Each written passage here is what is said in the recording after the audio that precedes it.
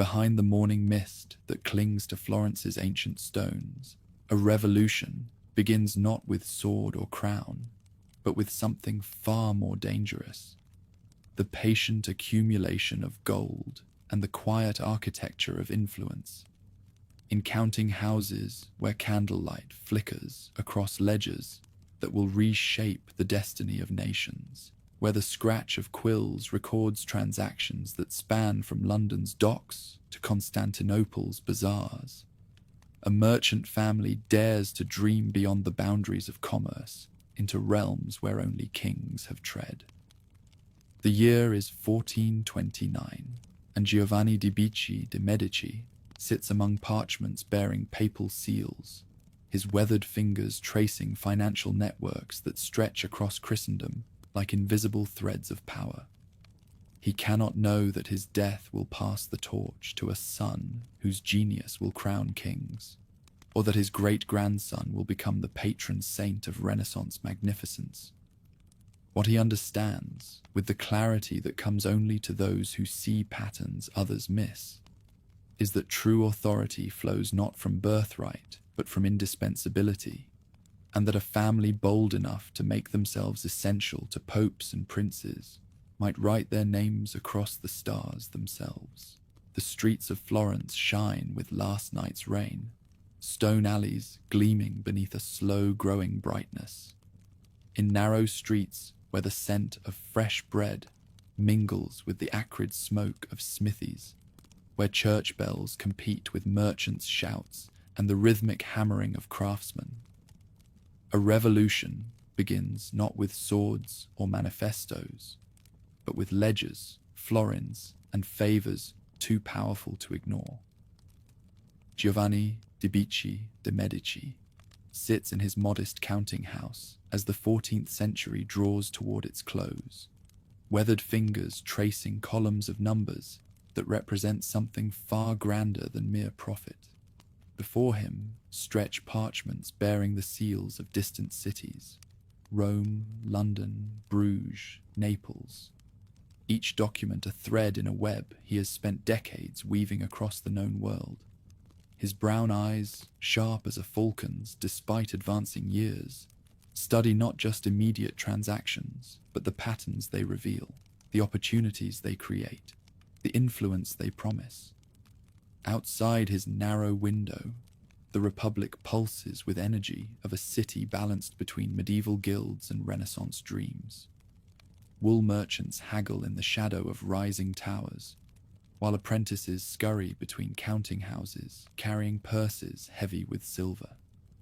Guild halls echo with heated debates over taxation and trade routes, their carved facades bearing symbols of crafts that have enriched families for generations.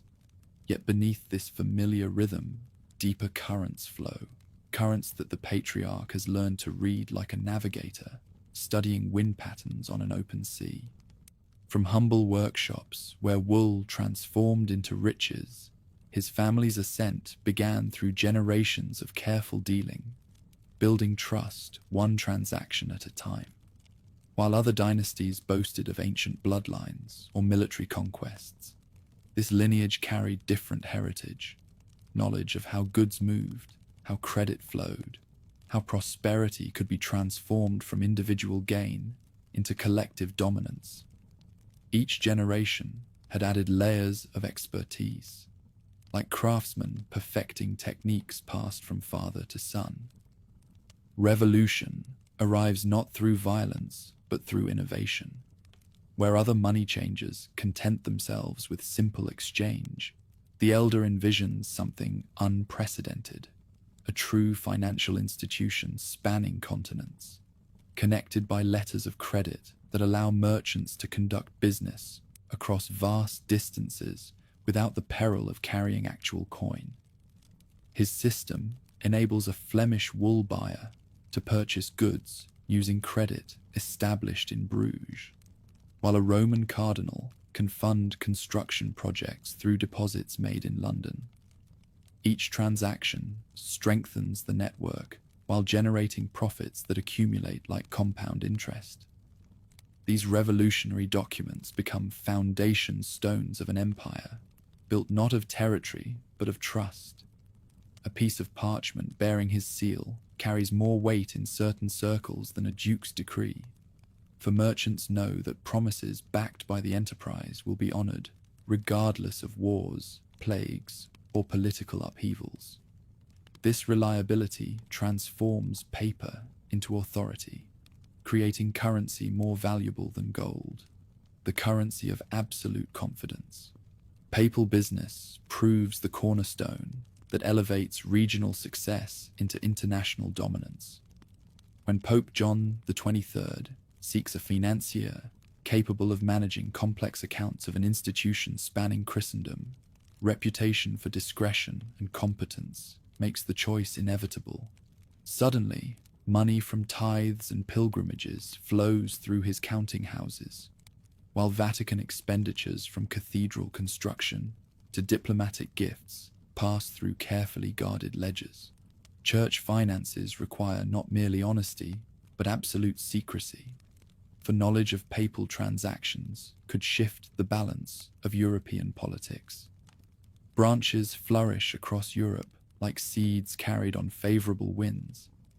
In Rome, an elegant palazzo houses operations managing the Vatican's most sensitive business.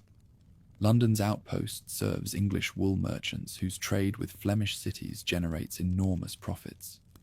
Bruges becomes the center for Northern European operations, its canals carrying goods purchased with credit originating in Tuscan vaults. Each new location strengthens the network, while extending reach into markets previously beyond any single institution's grasp.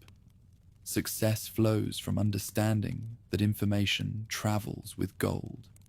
Every transaction brings news: which cities prosper, which rulers face rebellion, which trade routes grow dangerous, which opportunities emerge for those positioned to exploit them. Agents function as both financiers and intelligence gatherers, their reports enabling decisions that anticipate market changes by months or even years.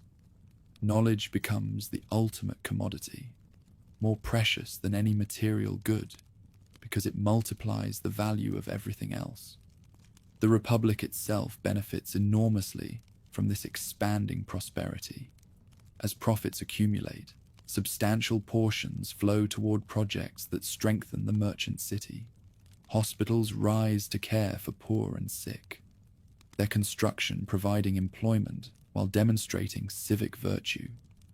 Churches receive donations, funding artistic commissions, their beauty reflecting well on both faith and benefactor.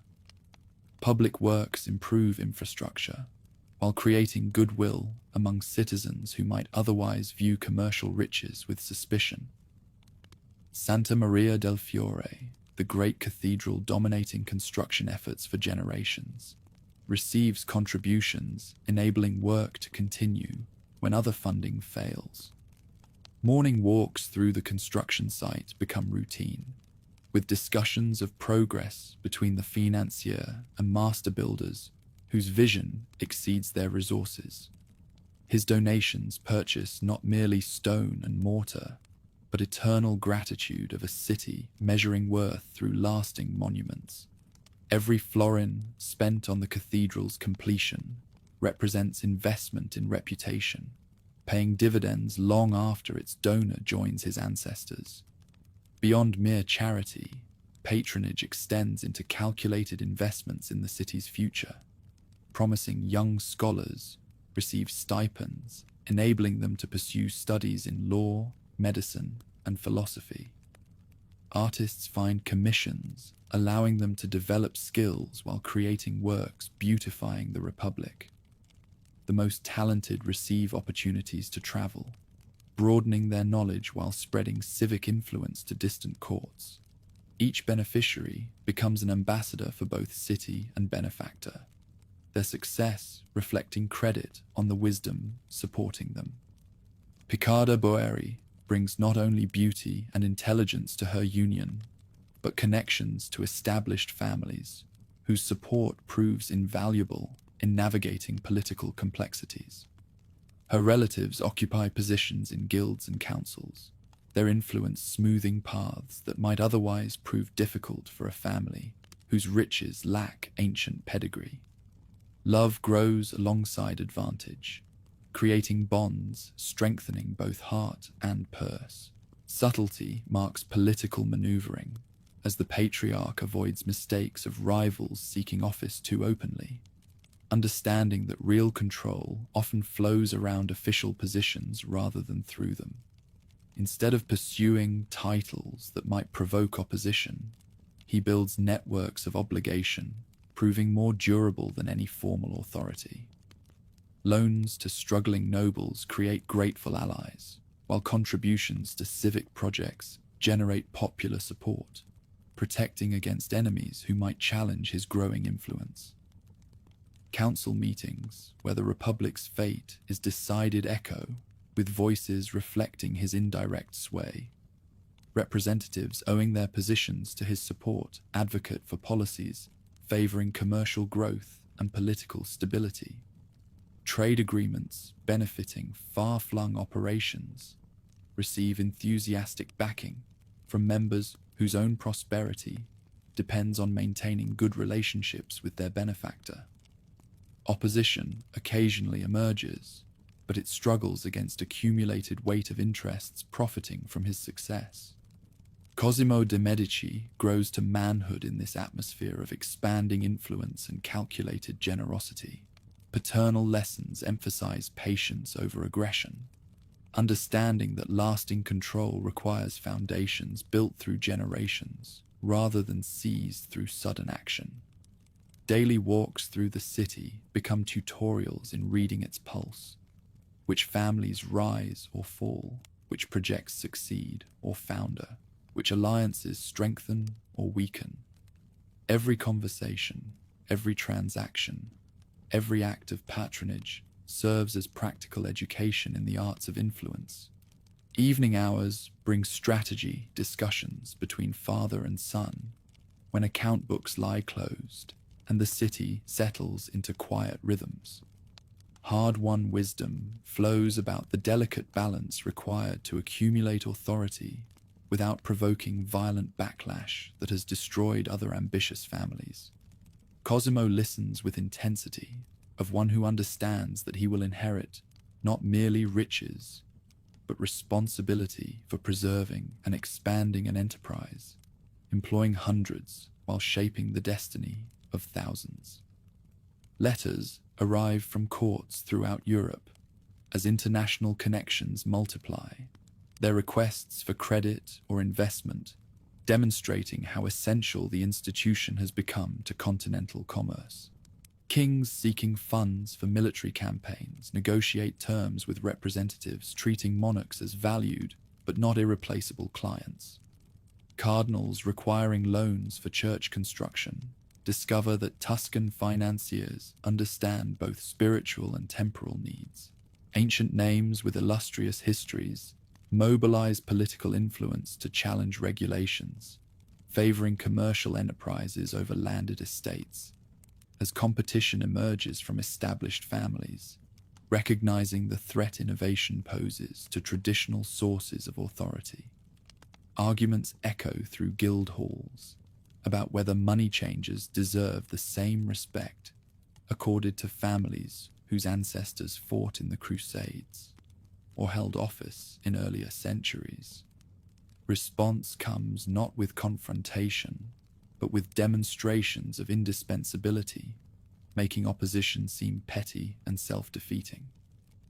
Lorenzo de' Medici, the elder's younger son, develops into a scholar whose intellectual gifts complement his brother's practical talents. Studies in canon law and classical literature prepare him for roles requiring both learning and diplomatic skill. Correspondence with humanist scholars throughout Italy positions the family as patrons of intellectual revival as well as commercial innovation. Books accumulate in the family library, their precious manuscripts attracting visitors who spread word of cultural sophistication matching financial success. Premises worthy of an institution with continental reach Replace the modest counting house as confidence grows. Master craftsmen create facades, announcing prosperity without ostentation. Their decorative elements speaking to those who understand architectural symbolism. Interior spaces balance functionality with beauty, their proportions demonstrating that commercial success need not sacrifice aesthetic sensibility. Visitors from distant cities carry away impressions of an establishment rivaling anything found in established capitals. Fra Angelico receives patronage, enabling creation of works whose spiritual beauty will inspire generations of believers through sacred art commissions, demonstrating devotion, transcending mere civic duty. Religious themes chosen for family chapels reflect not only personal piety, but theological sophistication, commanding respect from clerical authorities. Each masterpiece strengthens bonds between family and church, while creating monuments preserving the donor's memory, long after earthly concerns fade into irrelevance. Endowments ensure care for children whose parents fall victim to plague or poverty through charitable foundations established during these prosperous years, addressing needs that government and guild resources cannot adequately meet. Hospitals expand their facilities while improving medical care for citizens regardless of ability to pay.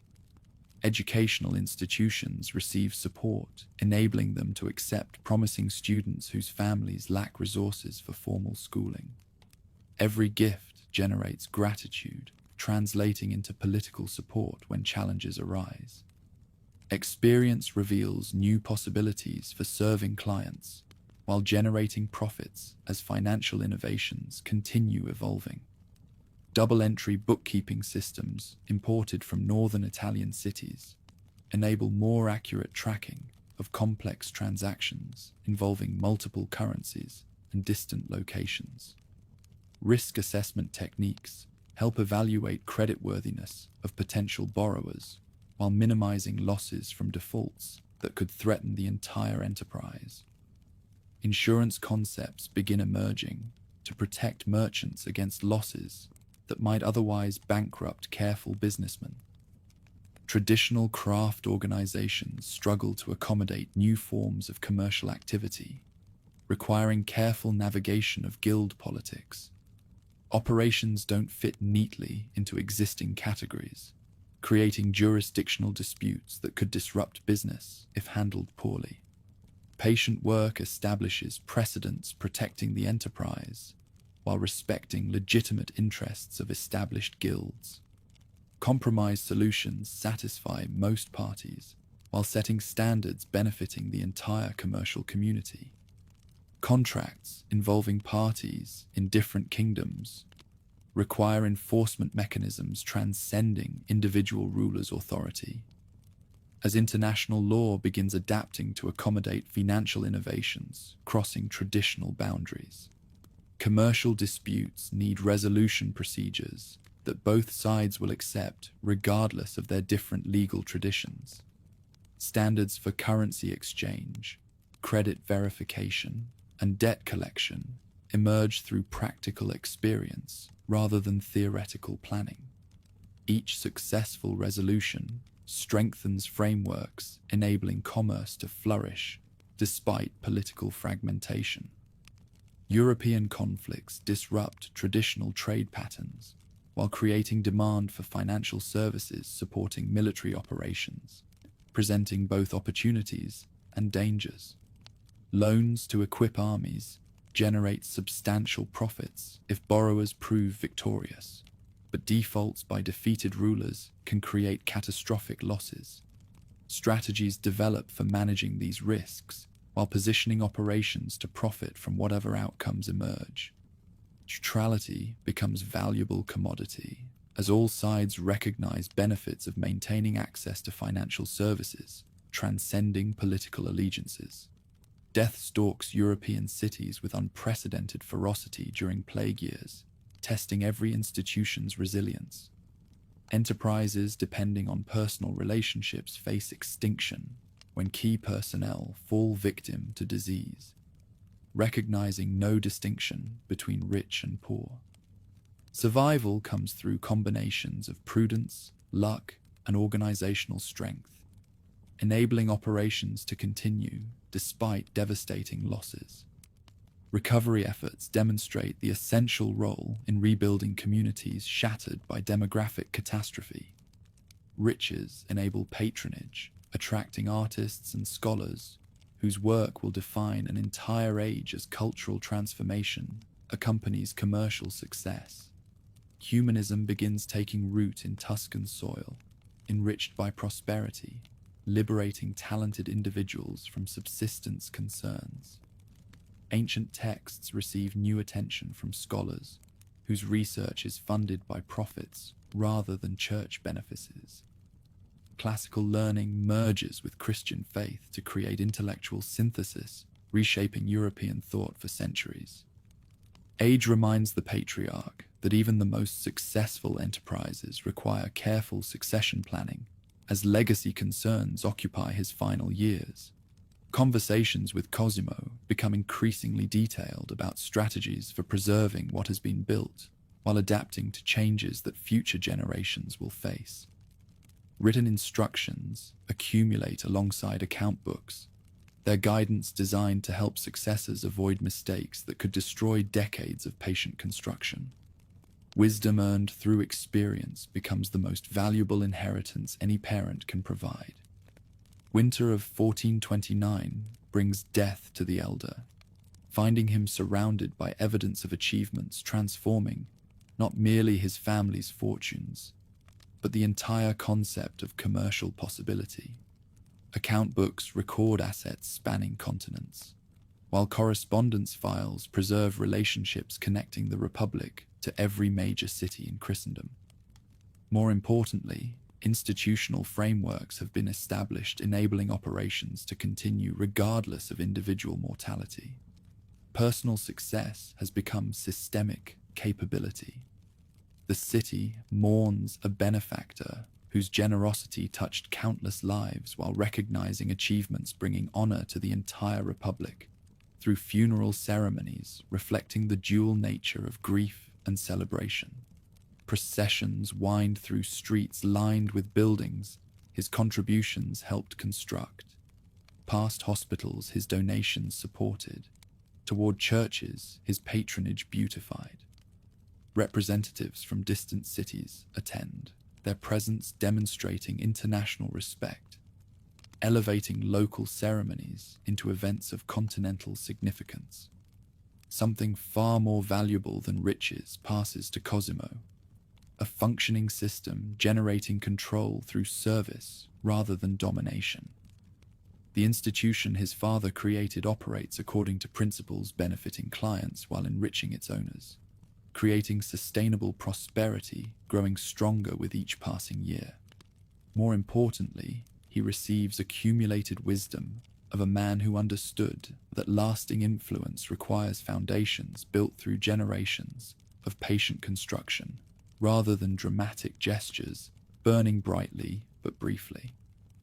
Transformation marks the Republic as 1429 ends and a new decade begins.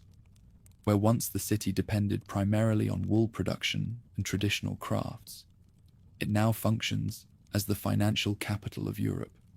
Gold flows through its streets carrying news from London to Constantinople, while decisions made in modest counting houses affect the fate of kingdoms. Young men throughout Italy dream of careers in finance rather than warfare, recognizing that commercial success offers paths to influence that military conquest cannot match. Prosperity enables experiments in art, learning, and thought that will define an age as Renaissance dreams begin taking concrete form. Scholars arrive from across Europe seeking patronage, enabling research into classical texts and philosophical questions. Artists compete for commissions, allowing them to explore new techniques while creating works of unprecedented beauty. The foundations laid through decades of patient work now support cultural flowering, that will illuminate centuries to come. Darkness cloaks the road to Venice, as Cosimo de' Medici urges his horse forward through autumn rain that turns dust to mud and certainty to doubt. Behind him, the towers of Florence fade into mist like a dream dissolving at dawn, while ahead lies exile that could mean either death or redemption. His enemies celebrate in the very palaces where his father once held court, believing they have finally broken the spine of ambition that threatened their ancient privileges. Yet in saddlebags that bounce with each hoofbeat, letters of credit worth more than most kingdoms' treasuries ensure that this banishment will become something far different than his opponents imagine. The Albizzi faction had struck with precision, born of desperation, using accusations of tyranny to turn the Signoria against him in a single dramatic session. Rinaldo degli Albizzi, his silver beard trembling with righteous fury, had stood before the assembled councillors like an Old Testament prophet denouncing corruption. The charges rang through marble halls, where Medici donations had funded artistic masterpieces, that he sought to overthrow the Republic, that his wealth corrupted honest governance, that his foreign connections threatened Florentine independence. But exile proves different when the banished man commands resources that dwarf those of his accusers.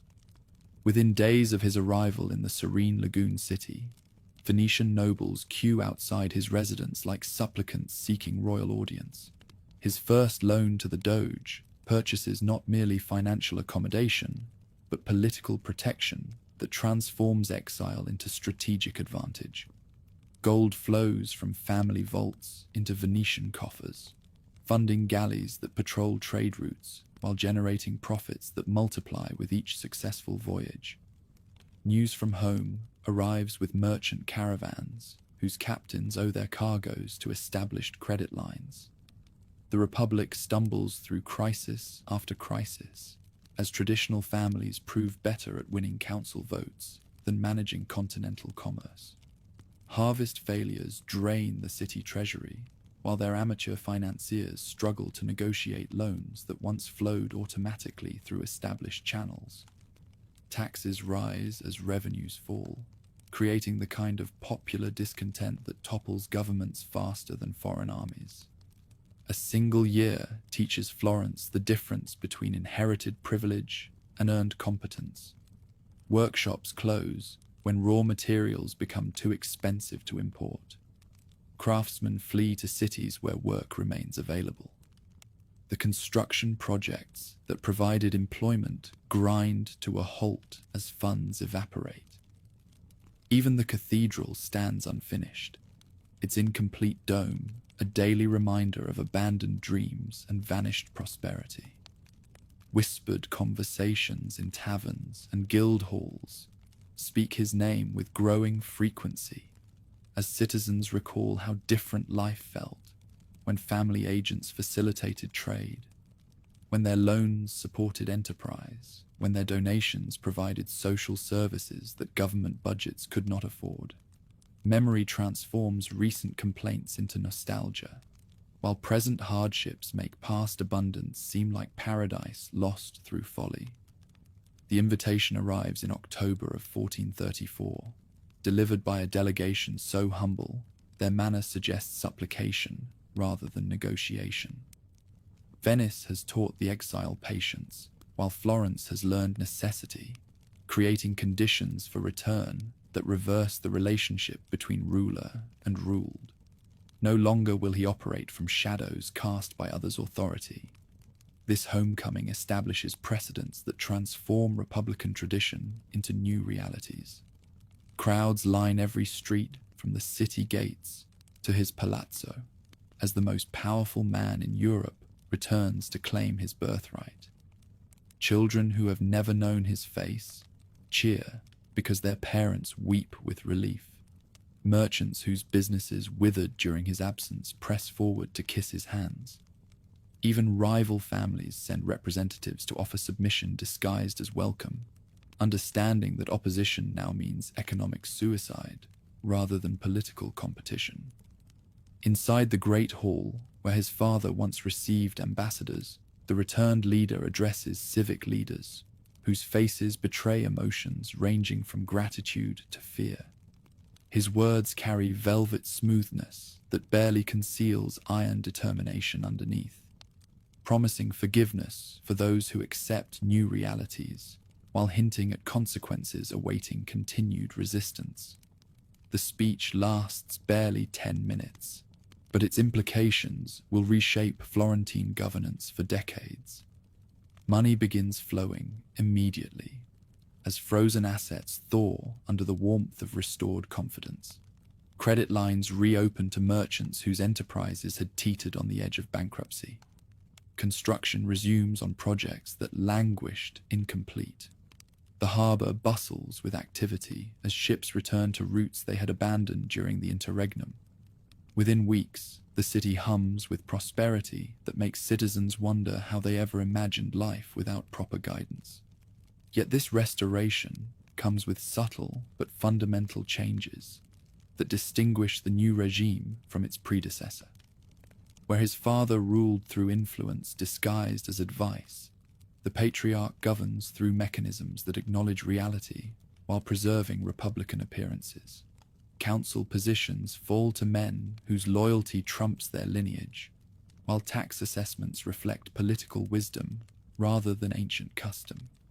Opposition voices find themselves marginalized not through violence, but through irrelevance. The Palazzo Medici rises during these triumphant years, like a stone declaration of permanent authority. Brunelleschi's nephew designs spaces that balance domestic comfort with ceremonial grandeur, creating environments where family life coexists with affairs of state. Each room tells stories through artistic decoration that celebrates both civic virtue and personal achievement, while gardens provide settings for conversations that shape continental politics beneath pergolas heavy with grapevines. Within these walls, morning audiences determine not merely Florence's daily governance, but Italy's broader destiny.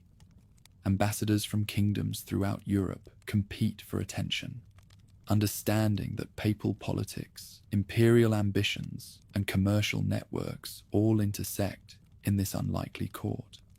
Maps cover tables where strategy sessions plot alliances that span from Scotland to Cyprus, while correspondence arrives hourly from agents whose reports enable decisions that anticipate crises before they fully develop.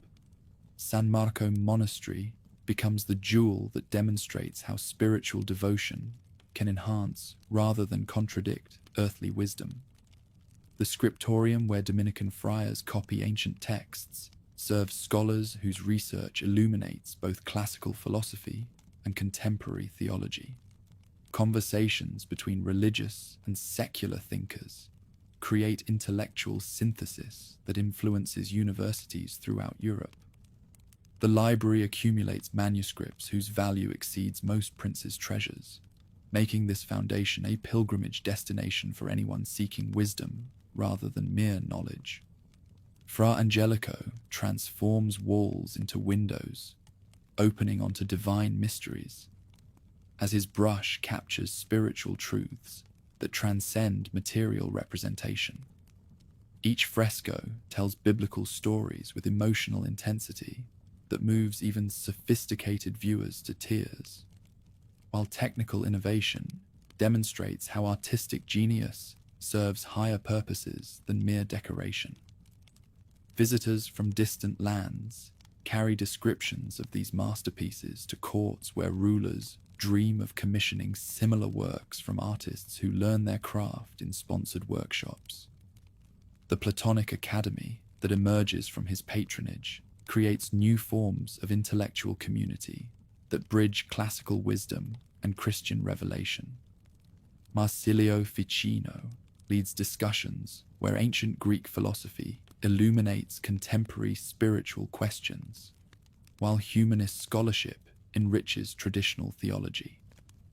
Young scholars arrive from across Europe seeking education that prepares them for careers in diplomacy, law, and church governance.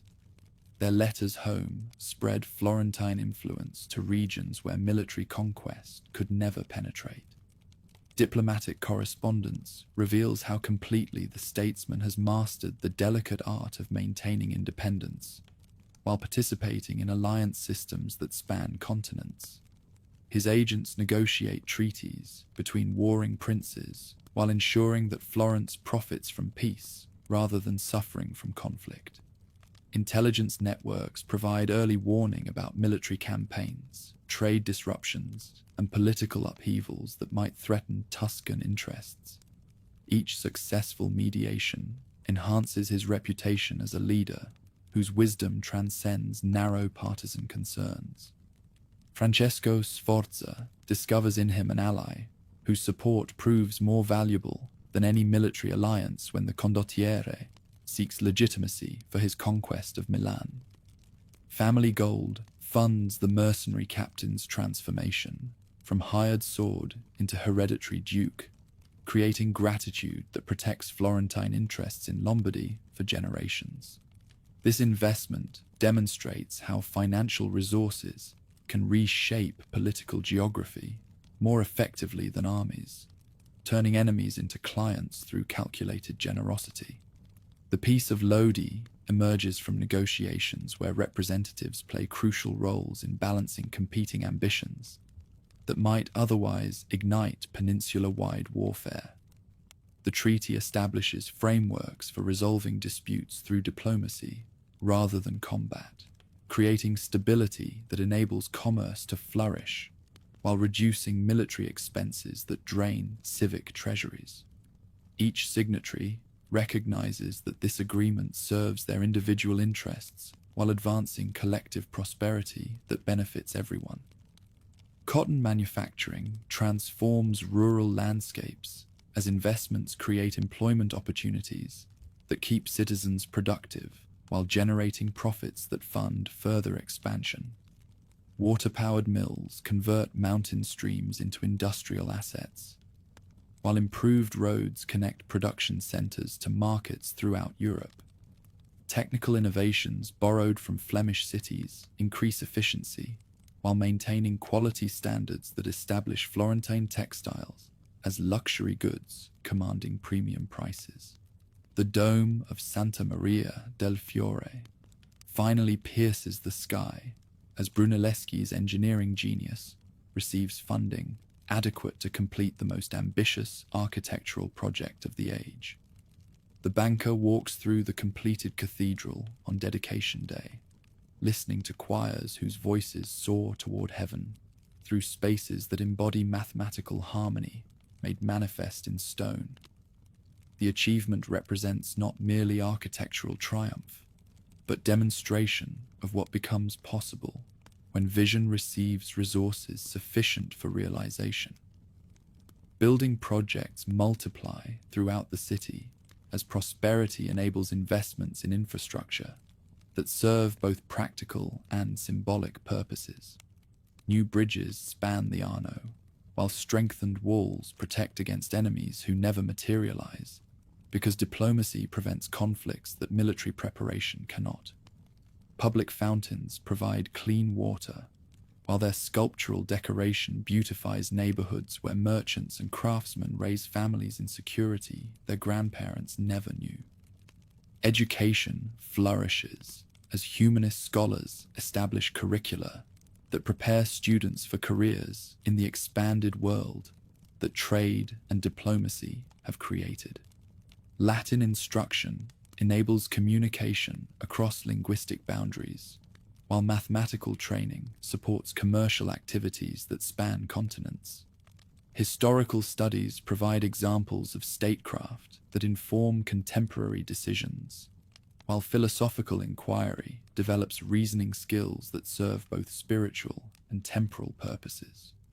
Poggio Bracciolini leads expeditions to monasteries where ancient manuscripts moulder in neglected libraries, his discoveries rescuing classical texts from oblivion while enriching modern understanding of forgotten wisdom.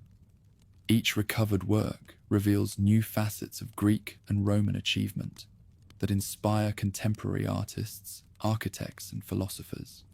The accumulated knowledge transforms Florence into a repository of human learning that attracts students from throughout the known world. Banking innovations continue evolving as experience reveals new possibilities for serving clients while managing risks that could threaten institutional stability. Currency exchanges enable merchants to conduct business across political boundaries without losing value to unreliable local coinages. Documentary credits eliminate the dangers of transporting precious metals through territories where bandits and wars threaten travelers. Insurance policies protect against losses that might otherwise bankrupt careful businessmen whose enterprises depend on favorable outcomes beyond their direct control. Family ties formed through marriage often cross boundaries of class and location, where romance meets strategy. His wife, Contessina de Bardi, brings connections to one of Europe's oldest financial dynasties, her family's experience complementing innovations. Their children receive educations that prepare them for responsibilities, encompassing both domestic governance and international diplomacy. The bank's branches multiply across Europe as success creates opportunities that extend the enterprise's reach into markets previously dominated by local competitors. Agents in major cities provide services that facilitate trade, while gathering intelligence about political developments, economic trends, and cultural changes that might affect Florentine interests. Each office becomes an embassy, where commercial relationships support diplomatic initiatives while business profits fund political influence. Rival families learn to accommodate realities that make opposition futile rather than merely dangerous, as authority becomes so thoroughly established that challenging it seems pointless. The Pazzi focus their ambitions on commercial success rather than political competition, while the Strozzi seek advancement through collaboration rather than confrontation. Former enemies discover that cooperation brings rewards that conflict could never provide. Private discussions in garden pavilions, where fruit trees provide shade for conversations that reshape European balance, shape alliances that prevent wars, while ensuring that Florence benefits from whatever conflicts do emerge. Visitors from distant courts seek his counsel on matters ranging from succession disputes to trade negotiations. His opinions carry weight not because of any official title, but because his judgment has proven reliable in situations where mistakes cost kingdoms. Charitable foundations, established during these prosperous years, address social needs that government resources cannot adequately meet, while demonstrating civic virtue that enhances the donor's reputation. Hospitals expand their capacity while improving medical care available to all citizens. Orphanages provide homes for children whose parents fall victim to plague or poverty. Educational institutions offer opportunities for talented students whose families lack resources for formal schooling. The study in his palazzo becomes a destination for anyone seeking wisdom about statecraft, commerce, or cultural patronage. As reputation for practical wisdom spreads throughout Europe, books line walls where natural light illuminates texts, ranging from classical philosophy to contemporary treatises on governance. Visitors find a man whose conversation reveals depths of knowledge gained through decades of experience in managing complex enterprises while navigating political challenges that would overwhelm less capable leaders. Age brings reflection on achievements that have transformed not merely the family's fortunes, but the entire concept of how intelligent leadership can shape historical developments. The empire he inherited was built on financial innovation. The legacy he prepares to bequeath encompasses cultural patronage, political wisdom, and diplomatic skill that will influence European development for centuries. Written instructions accumulate alongside account books as he prepares successors for responsibilities that extend far beyond mere wealth management. Death comes to the elder in August 1464, finding him surrounded by evidence of achievements that earned him recognition as the unofficial ruler of one of Europe's most influential cities. The funeral procession that carries his body to final rest includes representatives from kingdoms throughout the continent, their presence demonstrating international respect for a man who never held royal title, but wielded influence that many crowned heads envied. The inscription Pater Patriae, carved on his tomb, acknowledges what citizens already understood, that he had become father to his country in ways that transcended biological relationship or legal authority. His guidance had transformed Florence from regional commercial center into continental power, while preserving republican traditions that legitimized authority through service rather than mere inheritance. The title, last bestowed on Julius Caesar, places him among history's most successful leaders. Lorenzo de' Medici inherits not merely vast wealth, but something far more valuable: institutional structures that generate influence through competence rather than coercion. The networks his grandfather established and his father perfected now serve the brilliant young man whose vision will carry family authority to heights that even the great patriarch might have thought impossible. The foundation has been laid for achievements that will define the very meaning of Renaissance magnificence. Spring sunlight filters through cypress trees as Lorenzo de' Medici walks among marble statues in his garden, 20 years old, an heir to an empire that spans continents.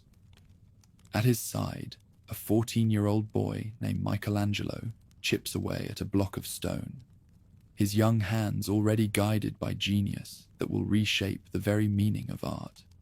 The contrast between patron and protégé captures perfectly the spirit of an age when wealth serves beauty, when power nurtures talent, and when a banker's grandson can become the unofficial king of Renaissance culture. The burden of inheritance weighs heavily on shoulders that have never known defeat. His grandfather built foundations of influence through patient calculation, while his father, Piero the Gouty, maintained them through careful navigation of political storms that could have destroyed lesser men. Now the weight of expectation falls upon this brilliant young man, whose education encompassed not merely commerce and statecraft, but poetry, philosophy, and the arts that transform cities into legends. Florence in 1469 pulses with energy that makes other Italian cities seem provincial by comparison. Markets overflow with goods from 3 continents, while workshops echo with hammers shaping bronze, chisels carving marble, and brushes capturing light on canvas.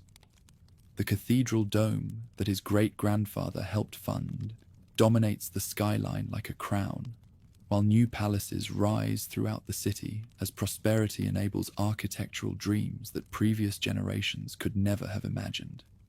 Yet beneath this surface prosperity, currents of change flow that will test every skill the young heir possesses. The banking empire his ancestors created faces challenges from competitors who have learned to copy innovations while offering better terms to clients. International politics grow increasingly complex as French ambitions clash with imperial designs and papal schemes. Most dangerously, the very success that makes Florence prosperous also breeds envy among rivals who plot constantly to bring down the family that has risen so far above their ancient stations. Lorenzo's first test comes not from enemies, but from allies who question whether youth can handle responsibilities that would challenge seasoned statesmen. Council meetings, where his grandfather once commanded automatic respect, now feature debates about policies he proposes. Older merchants whisper about the dangers of entrusting vast enterprises to someone whose beard has barely begun to darken. Loyal supporters sometimes whisper doubts, wondering if greatness missed a generation, leaving him chasing goals beyond his reach. But doubt evaporates like morning mist when he demonstrates abilities that surpass even optimistic expectations. His first diplomatic mission to Rome results in agreements that strengthen Florentine positions while maintaining independence from papal interference. Negotiations with Venetian merchants produce trade deals that increase profits while reducing risks associated with Eastern commerce. Most impressively, his management of family finances reveals understanding of complex international transactions that amazes even experienced bankers. The Platonic Academy becomes his laboratory for experiments in combining intellectual excellence with political power. Marsilio Ficino leads discussions where ancient philosophy illuminates contemporary problems, while Christian theology provides frameworks for understanding human nature and divine purpose. Scholars from across Europe arrive seeking patronage that enables research into classical texts, mathematical principles, and scientific observations that expand knowledge in directions their medieval predecessors never imagined. Within these scholarly circles, the patron develops ideas about leadership that transcend traditional concepts of authority based on birth or military conquest.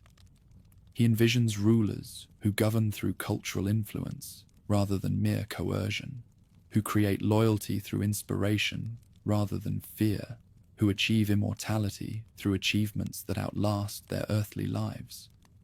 These conversations prepare him for challenges that will require every resource of mind and spirit. Poetry flows from his pen with facility that astounds contemporaries accustomed to viewing political leaders as crude men whose only talents involve accumulating wealth and wielding swords. His verses explore themes of love, beauty, and human destiny with sophistication that rivals the greatest literary achievements of his age. More importantly, this artistic activity creates bonds with writers, musicians, and painters, whose work will carry Florentine influence to regions where armies could never penetrate. The palace becomes a magnet, attracting the most talented individuals of the age, as word spreads about a patron whose generosity matches his discrimination. Botticelli receives commissions that enable creation of masterpieces like Primavera and Birth of Venus, works that capture mythological themes with emotional intensity that speaks to souls across centuries. Leonardo da Vinci finds support for experiments in engineering, anatomy, and artistic technique that push human knowledge into previously unexplored territories. Musical evenings in the Great Hall feature performances that blend sacred and secular traditions, while introducing innovations that influence composers throughout Europe. The finest voices compete for opportunities to sing before audiences that include ambassadors, scholars, and artists whose approval can establish reputations that last lifetimes. These gatherings create cultural networks that spread Renaissance ideas far beyond Florence's walls. But the greatest test of leadership comes not through artistic patronage, but through violent crisis that threatens to destroy everything his family has built. The Pazzi conspiracy erupts on April 26, 1478, during High Mass at the cathedral, when assassins strike at the moment of greatest sacred solemnity. Knives flash in holy light as Francesco Pazzi and his accomplices attempt to murder both brothers during the elevation of the host. Giuliano falls immediately, his blood pooling on marble floors where thousands have knelt in prayer. But Lorenzo survives the attack through combination of quick reflexes and loyal friends who shield him from further assault. Wounded but alive, he reaches the safety of the sacristy while chaos erupts throughout the cathedral. The conspirators had expected the city to rise against family rule. Instead, crowds surge through streets shouting, "Palle! Palle!" the battle cry that proclaims continued loyalty to the red spheres on their coat of arms. Swift justice follows as the full extent of the plot becomes clear. Francesco Salviati, Archbishop of Pisa and key conspirator, swings from the windows of the Palazzo della Signoria alongside other traitors' bodies, become warnings to anyone contemplating similar treachery. Revenge, however, isn't limited to execution. Through the Magnificent, it becomes a warning that harming his own puts the whole republic at risk.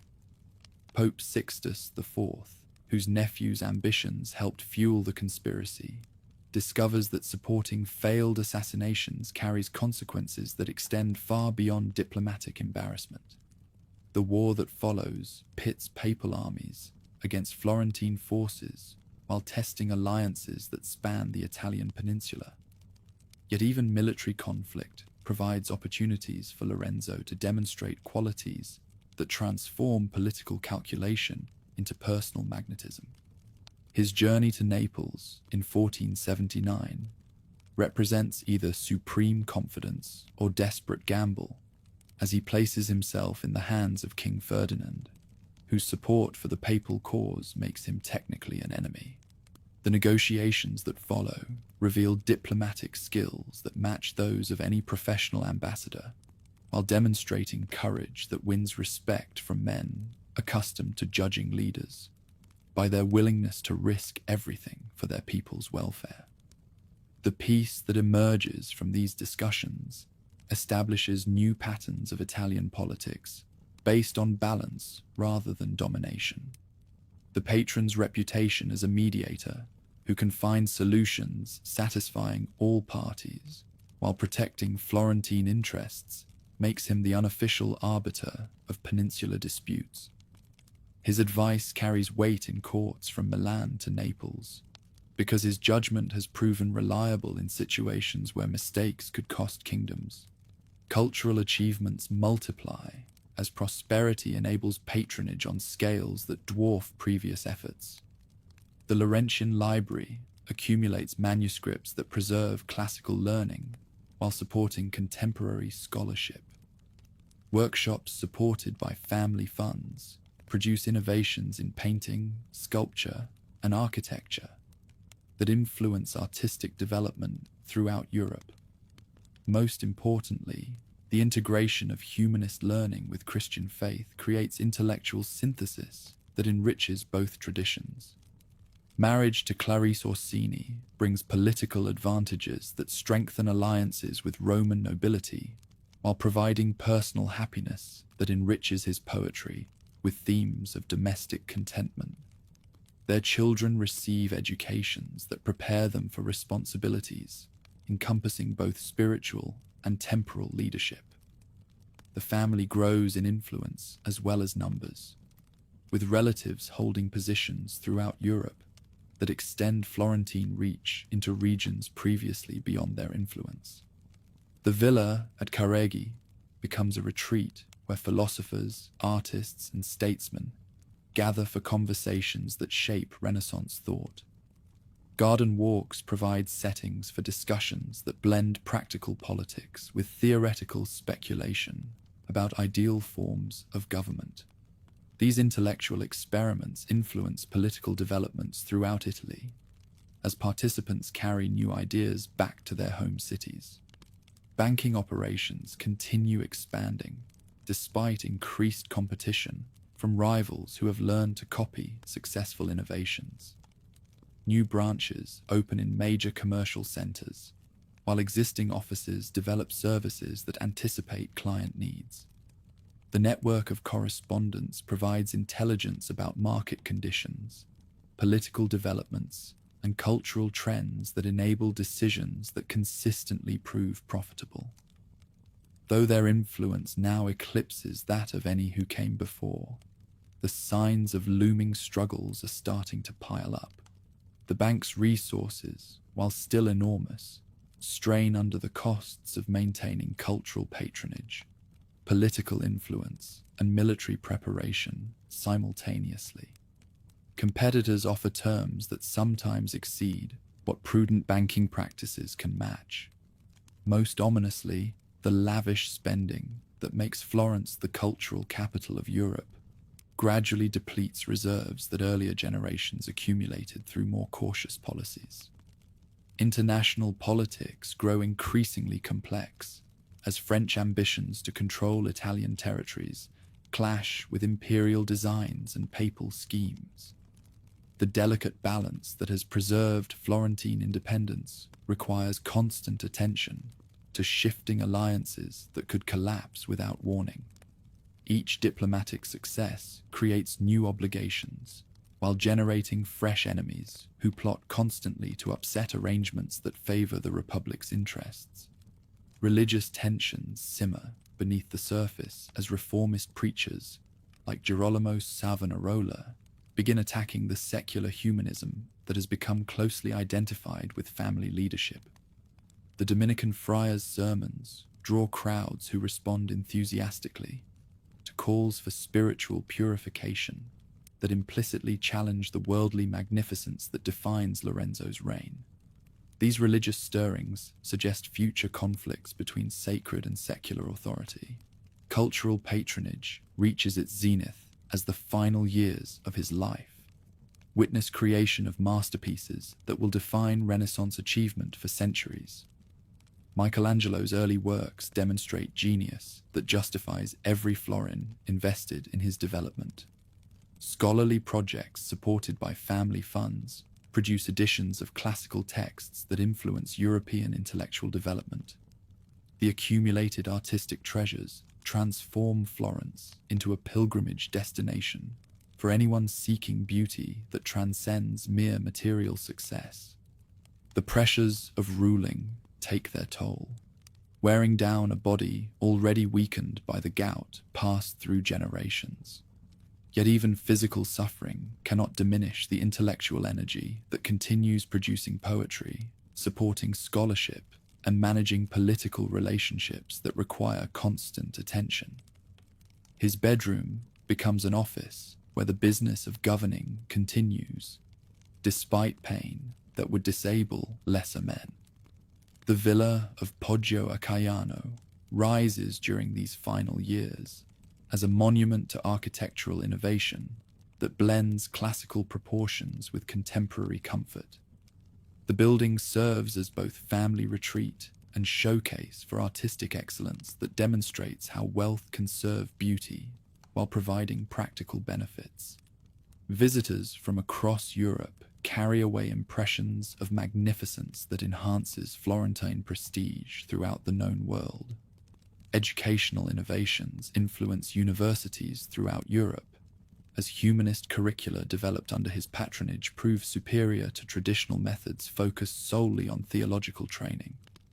Students educated in Florentine schools carry new approaches to learning that emphasize critical thinking, historical analysis, and literary excellence.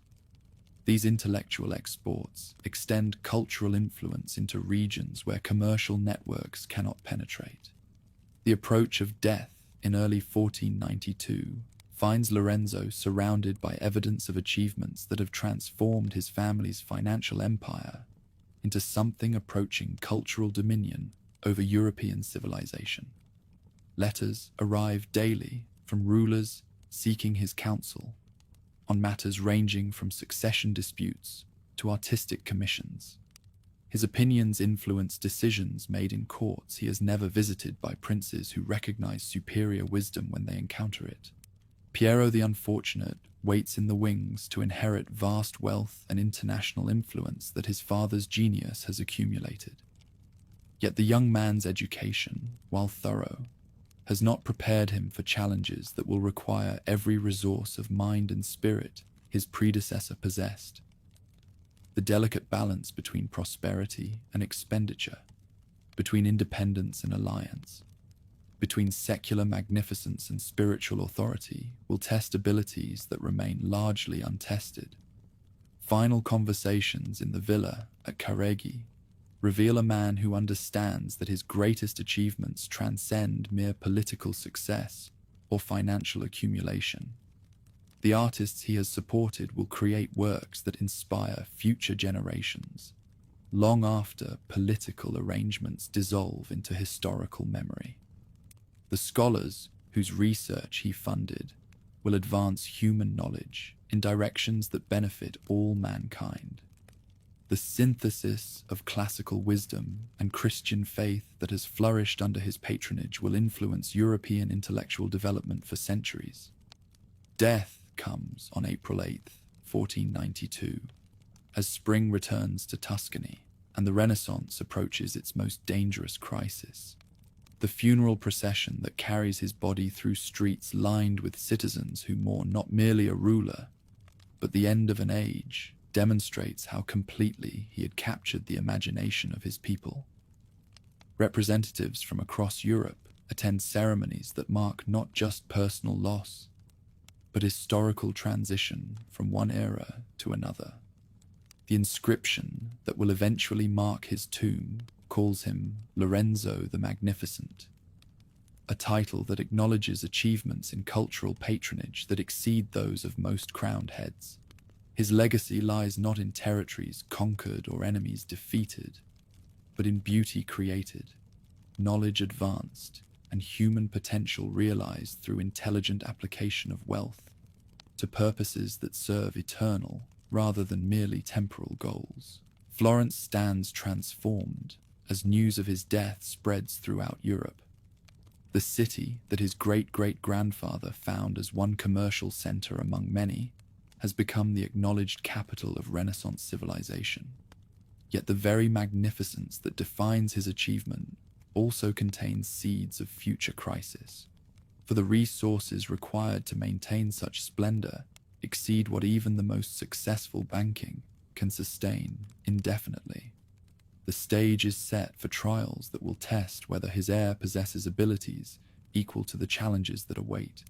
Thunder rolls across the Tuscan hills as Piero the Unfortunate stares at maps spread across his father's desk, their borders suddenly meaningless in the face of French armies, marching through Alpine passes like a divine scourge sent to punish Italian pride. Charles VIII of France advances with 40,000 men and ambitions that encompass not merely Naples, but the reshaping of the entire peninsula according to Gallic designs. The 20-year-old heir to Renaissance magnificence faces his first great crisis, armed with inherited wealth, but lacking the genius that made such challenges seem manageable in his father's hands. The contrast between son and father becomes painfully evident as ambassadors arrive seeking guidance about responses to French demands. Where Lorenzo would have found diplomatic solutions that protected Florentine independence while avoiding military catastrophe, his successor wavers between defiance that could invite destruction and submission that would sacrifice everything his ancestors built. Council meetings echo with debates that reveal how completely the Republic had depended on one man's extraordinary abilities.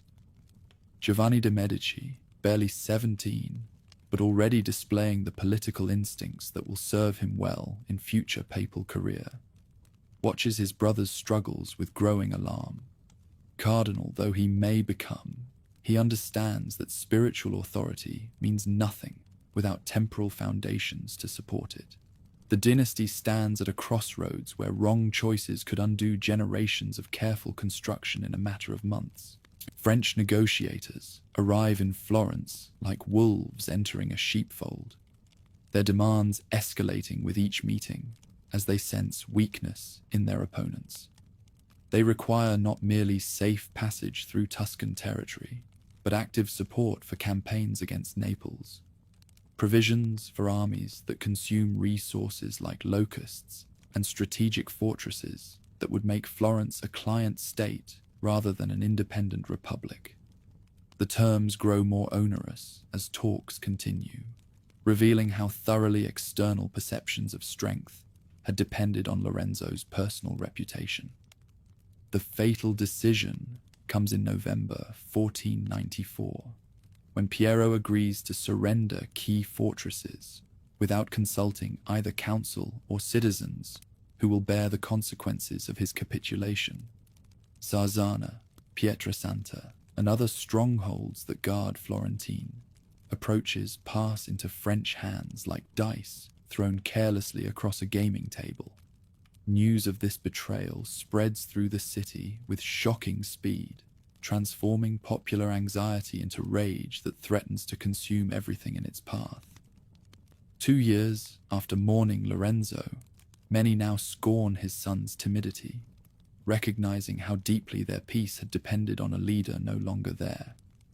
Merchants whose prosperity flowed from trade networks built over generations watch their carefully constructed relationships crumble under pressure that competent diplomacy could have managed. Even family supporters begin to question whether loyalty serves any purpose when it means supporting policies that threaten everyone's survival. The Signoria convenes an emergency session as crowds gather in the streets demanding explanations for decisions that seem to sacrifice Florentine independence for temporary safety. Voices that once praised the dynasty's wisdom now denounce its degeneracy, while speakers who had remained silent during successful years suddenly discover courage to challenge authority that appears vulnerable. The transformation from hero worship to hostile criticism occurs with stunning rapidity. Girolamo Savonarola seizes this moment of crisis, like a prophet recognizing divine appointment to leadership. The Dominican friar had spent years preaching in relative obscurity, while Lorenzo's secular magnificence commanded popular attention. But French invasion creates opportunities for different kinds of guidance. His sermons at San Marco draw enormous crowds eager to hear explanations for catastrophes that make traditional politics seem inadequate. The prior's message resonates powerfully with citizens who had begun to question whether their city's prosperity came at too high a spiritual cost. Years of humanist celebration of pagan philosophy, artistic glorification of mythological themes, and political alliance with corrupt papal courts had created undercurrents of religious anxiety that surfaced during moments of crisis. Savonarola articulates these concerns with prophetic authority that makes his listeners feel they participate in divine drama rather than merely human history. November, riots erupt as news arrives that Piero has opened additional fortresses to French occupation. Citizens storm through streets toward the palace, where crowds demand explanations from leaders who seem to have forgotten their primary obligation to protect those they govern.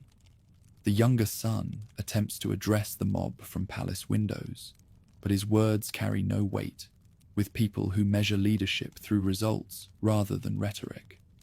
Flight becomes inevitable as the Signoria votes to exile the entire lineage in recognition that their continued presence threatens public order.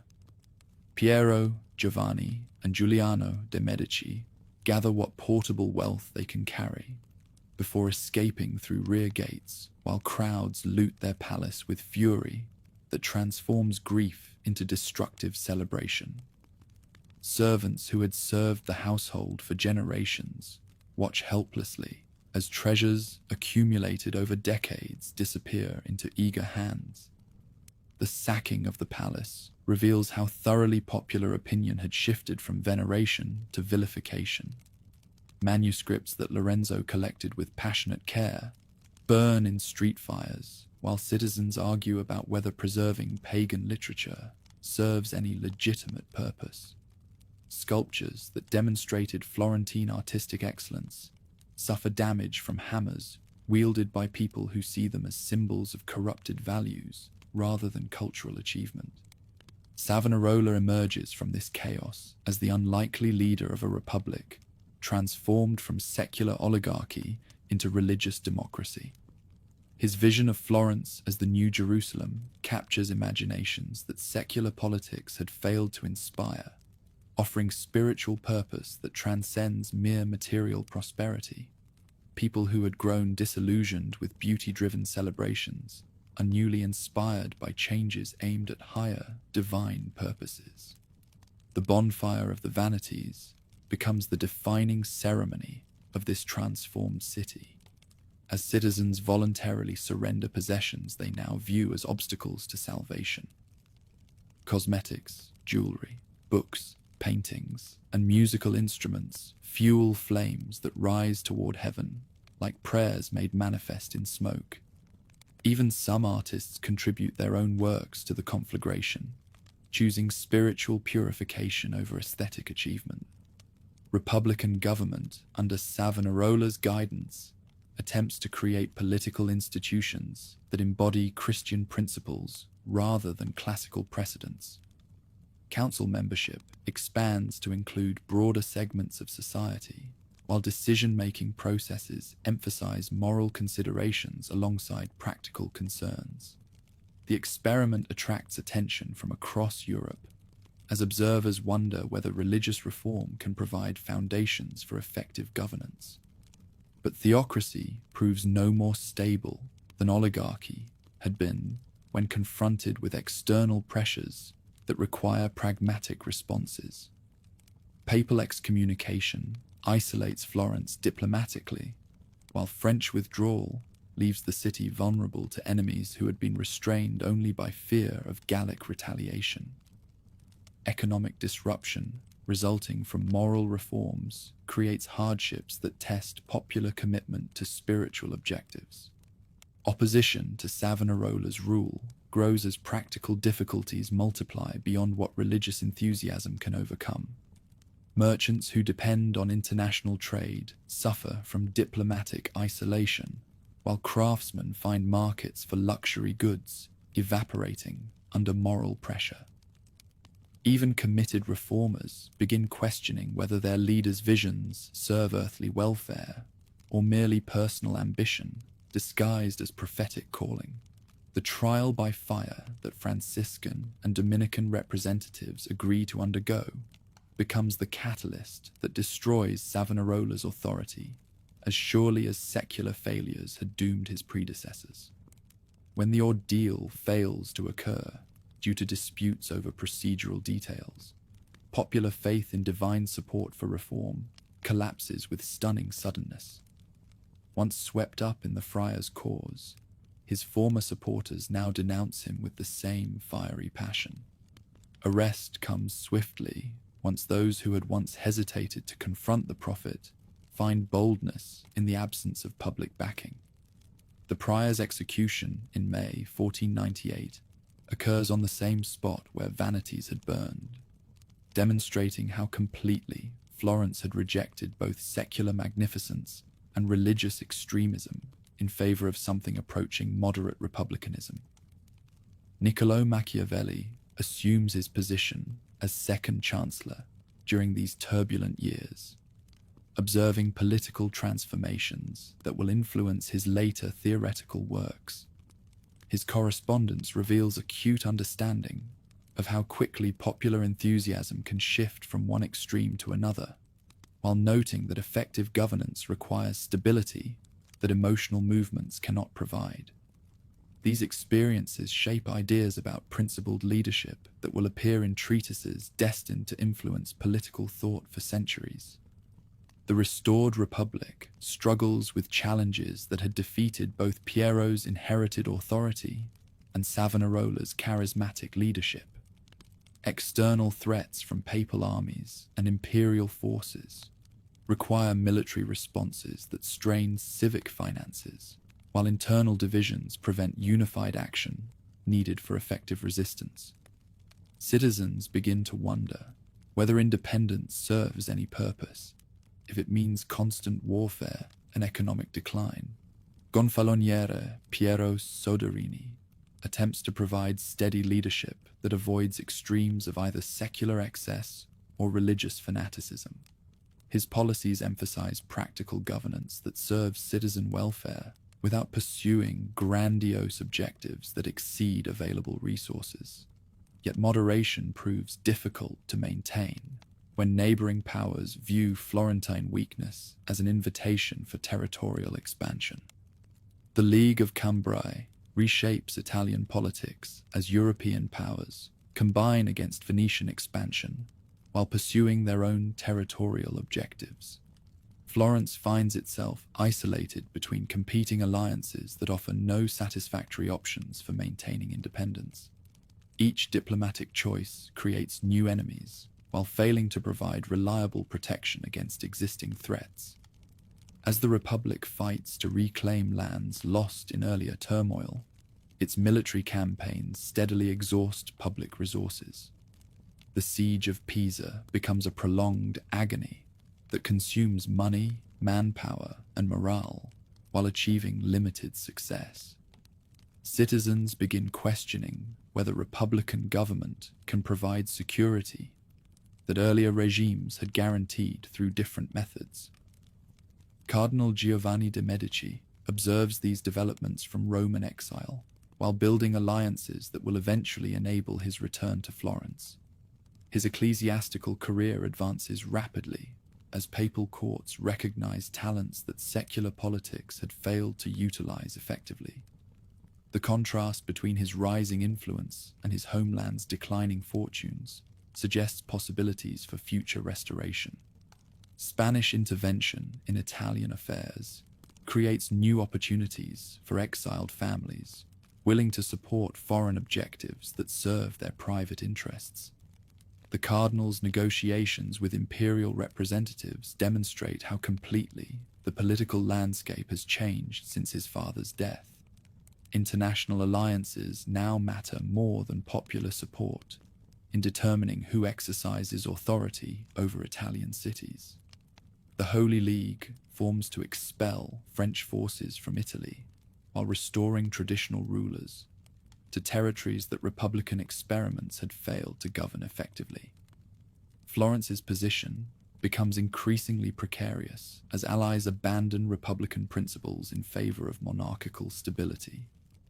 The experiment in popular government appears destined to end in foreign occupation rather than domestic evolution. Battle of Ravenna in 1512 eliminates French protection that had enabled Republican survival, while Spanish victory creates conditions favorable to aristocratic restoration. News of the defeat spreads panic through Florence. As citizens realize their isolation exposes them to enemies who had been restrained only by fear of Gallic retaliation. Preparation for siege begins as the reality of military weakness becomes undeniably apparent. Medici restoration occurs through Spanish arms rather than popular invitation, as imperial forces approach Florence with demands that Republican governments surrender authority to representatives of the exiled dynasty. The choice between resistance that means destruction and submission that preserves some autonomy creates divisions that prevent unified response to external pressure. Ramon de Cardona leads Spanish troops toward Florence, while Cardinal Giovanni follows at a careful distance, preparing to resume authority that his family had lost through his brother's incompetence. The combination of foreign military support and internal exhaustion with Republican experiments creates conditions that make restoration seem inevitable rather than merely possible. Those who once rejoiced at the fall of tyranny now brace for its return, seeing it as the lesser evil next to foreign control. The transformation from Republican enthusiasm to monarchical acceptance demonstrates how quickly political principles yield to practical necessity when survival hangs in the balance. September 1512 witnesses the end of an experiment that had promised to create new forms of governance, but had succeeded mainly in proving the difficulty of maintaining independence without competent leadership. The cardinal enters Florence not as a returning exile, but as a conqueror supported by foreign arms and domestic exhaustion. His brother Giuliano accompanies him, while citizens who had once demanded their heads now cheer their restoration. The Wheel of Fortune completes another revolution as the dynasty that had seemed permanently discredited reclaims authority through circumstances that demonstrate the instability of all human institutions. Palaces that had stood empty for nearly 2 decades prepare to house rulers whose experience of exile has taught lessons about the relationship between power and popularity that their predecessors never learned. The restoration will proceed according to principles that emphasize security over magnificence, stability over innovation, and foreign alliance over domestic support. Florence prepares to enter a new phase of its history, under leaders who understand that authority depends more on external backing than internal consent. Smoke rises white above the Sistine Chapel as cardinals emerge from their sacred deliberations, proclaiming to the world that Giovanni de' Medici has ascended to the throne of St. Peter. The son who fled Florence in disgrace returns as Pope Leo X, commanding spiritual dominion over Christendom, while wielding temporal influence that surpasses anything his ancestors achieved through commerce alone. At 37, he embodies the convergence of Renaissance humanism and papal ambition, ready to transform Rome into a stage worthy of divine drama played out through human magnificence. The coronation procession winds through streets lined with tapestries and adorned with triumphal arches, as Romans celebrate their new pontiff with enthusiasm born of practical calculation. Leo brings with him Florentine wealth, artistic patronage, and political connections that promise to restore papal prestige, damaged by decades of warfare and scandal. Cardinals who elected him understand that spiritual leadership requires material resources sufficient to command respect from kings who measure influence through golden display rather than theological argument. Within months of his election, the Vatican transforms into a cultural center that rivals the courts of France and Spain.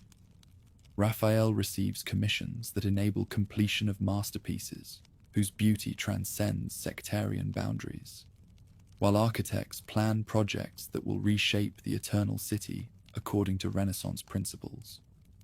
The papal apartments echo with conversations conducted in Latin, Greek, Italian, and French as scholars, diplomats, and artists compete for access to a patron whose generosity exceeds even legendary accounts of family magnificence.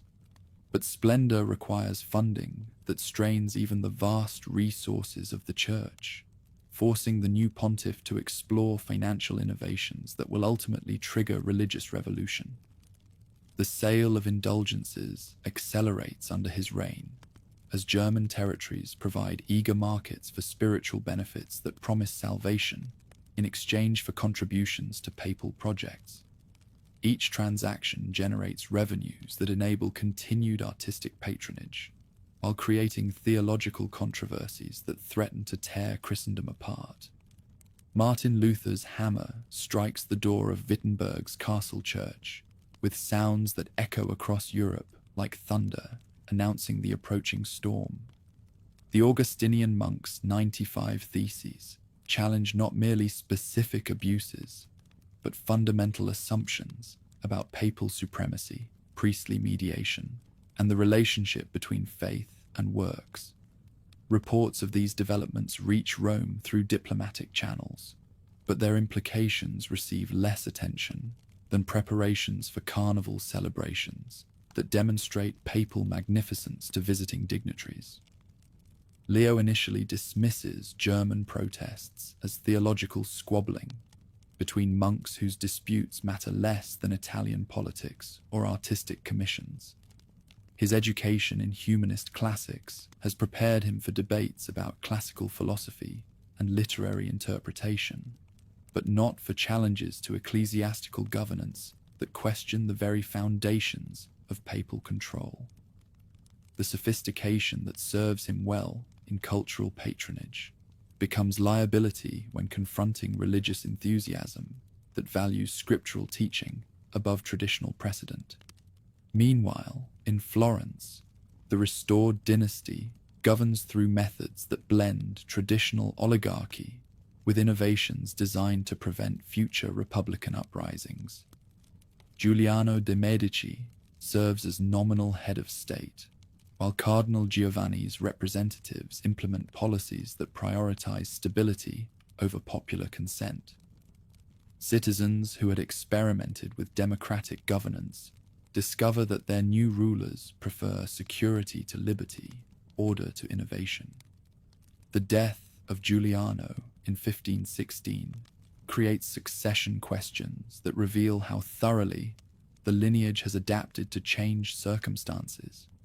Rather than risking popular elections that might restore republican institutions, papal influence ensures that Lorenzo di Piero de' Medici assumes leadership despite his youth and inexperience. The appointment demonstrates how completely spiritual and temporal powers have merged under Leo's guidance. Young Lorenzo's marriage to Madeleine de la Tour d'Auvergne represents diplomatic triumph that connects the bloodline to French royal circles while providing opportunities for territorial expansion beyond traditional Florentine boundaries. The wedding festivities celebrate not merely personal union, but political alliance that could reshape the balance of Italian influences. Yet these international connections create obligations that may exceed the family's ability to honor commitments that span multiple kingdoms. Ecclesiastical politics become increasingly complex as the pontiff navigates between French ambitions, Spanish claims, and Habsburg designs that threaten to partition Italy among foreign powers. The delicate balance his ancestors maintained through commercial neutrality proves impossible when papal office requires taking sides in conflicts that affect the spiritual welfare of entire populations. Each alliance creates enemies, while failing to provide security that transcends temporary military advantages. The construction of St. Peter's Basilica becomes the monument that embodies both Leo's cultural vision and his financial difficulties. Bramante's architectural plans require resources that exceed anything previously attempted, while artistic decorations demand skills that only the greatest masters possess. The project demonstrates papal grandeur while creating costs that strain church revenues beyond their capacity to bear such magnificent burdens. Though he redefines how the papacy dispenses its favor, he's met with reformers whose critiques strike at the heart of the church's command, not just its excesses.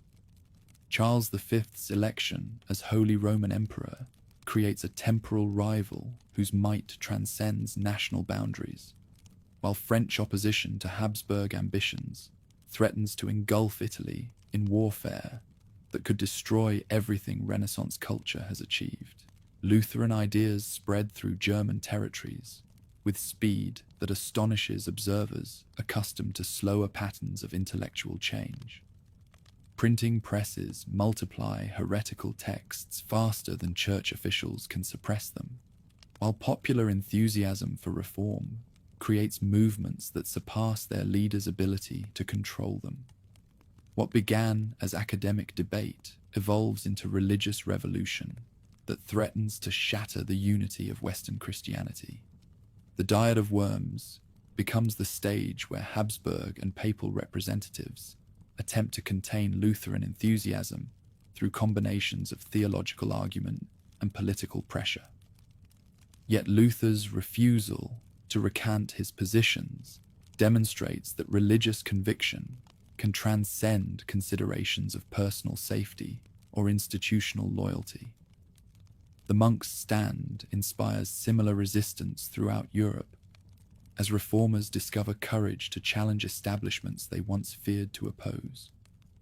In Florence, Lorenzo di Piero's brief leadership ends with his death in 1519, creating another succession crisis that reveals the dynasty's dependence on papal support rather than popular consent.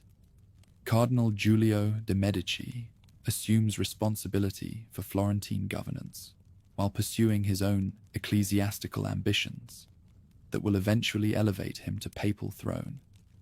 The arrangement demonstrates how thoroughly church and state have merged under family direction. Leo's death in December 1521 occurs as Europe convulses with religious warfare that his policies helped trigger but could not resolve. The pontiff who transformed Rome into Renaissance showcase leaves behind artistic masterpieces that will inspire future generations, while bequeathing theological controversies that threaten to destroy the institution he served. His funeral attracts representatives from courts throughout Christendom, who mourn the passing of an age when papal influence commanded universal respect. Cardinal Giulio's election as Pope Clement VII in 1523 occurs amid circumstances that would challenge even the most skilled statesman. Religious rebellion spreads through northern Europe, while Italian wars rage between French and Habsburg armies that view the peninsula as prize to be divided among conquering powers. The new pontiff inherits problems that his predecessors' policies created, but lacked wisdom or resources to solve. The sack of Rome in 1527 represents the nada of papal fortunes as Charles V's troops rampage through the Eternal City with brutality that shocks even hardened veterans of Italian warfare. Clement seeks refuge in Castel Sant'Angelo, while soldiers loot churches, destroy artworks, and massacre citizens whose only crime involved living in a city that had opposed Habsburg ambitions. The Pope, who claimed temporal dominion over Christendom, cowers behind fortress walls while his capital burns. Florence seizes this moment of papal weakness to expel family representatives once again, demonstrating that Republican sentiment had survived decades of oligarchical government. Citizens who had accepted dynastic governance, while it provided security, abandon loyalty when external pressure reveals the hollowness of claims to indispensable leadership.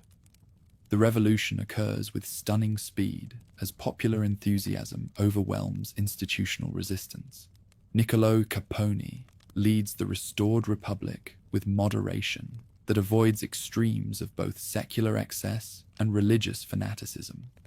His policies emphasize practical governance that serves citizen welfare while maintaining independence from foreign powers whose intervention had repeatedly disrupted Florentine autonomy. Yet moderation proves difficult to sustain when neighboring states view republican experiments as threats to monarchical stability. From 1529 to 1530, the siege of Florence turns into a legendary stand for republican freedom, as Habsburg and papal armies unite to bring down Italy's last independent city-state. Citizens endure months of starvation and bombardment, while defending walls that protect more than territory. They guard the principle that popular consent should determine who exercises command over free peoples. Michelangelo fortifies the city's defenses with engineering skill that matches his artistic genius, demonstrating how Renaissance humanism could serve military as well as cultural purposes. His bastions and earthworks enable outnumbered defenders to resist professional armies, whose equipment and training should have guaranteed swift victory. The sculptor who carved David creates bulwarks that protect the republic David symbolized. But heroism cannot overcome mathematics when enemy resources exceed defensive capabilities by margins that make ultimate victory impossible. Food supplies dwindle while ammunition runs low, forcing leaders to choose between continued resistance that means death for all citizens, or surrender that preserves lives while sacrificing liberty. The decision to capitulate in August 1530 ends the last experiment in Italian republicanism for centuries. Charles V's restoration of family governance occurs through Habsburg decree, rather than popular invitation, as Alessandro de' Medici returns to claim leadership that foreign arms alone make possible. The emperor's recognition of him as Duke of Florence eliminates republican institutions while establishing monarchical government that depends on external support rather than domestic consent. The transformation from city-state to duchy represents fundamental change in the nature of Florentine administration.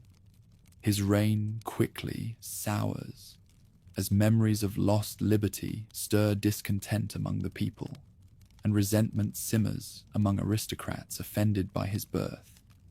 Opposition grows as the Duke's policies favor Spanish interests over Florentine welfare, while his personal conduct scandals those who expect ducal dignity from their rulers.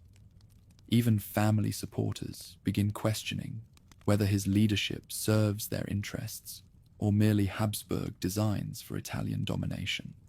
The Duke's marriage to Margaret of Austria, Charles V's daughter, strengthens Habsburg connections while demonstrating how thoroughly the dynasty has abandoned traditional independence for foreign protection.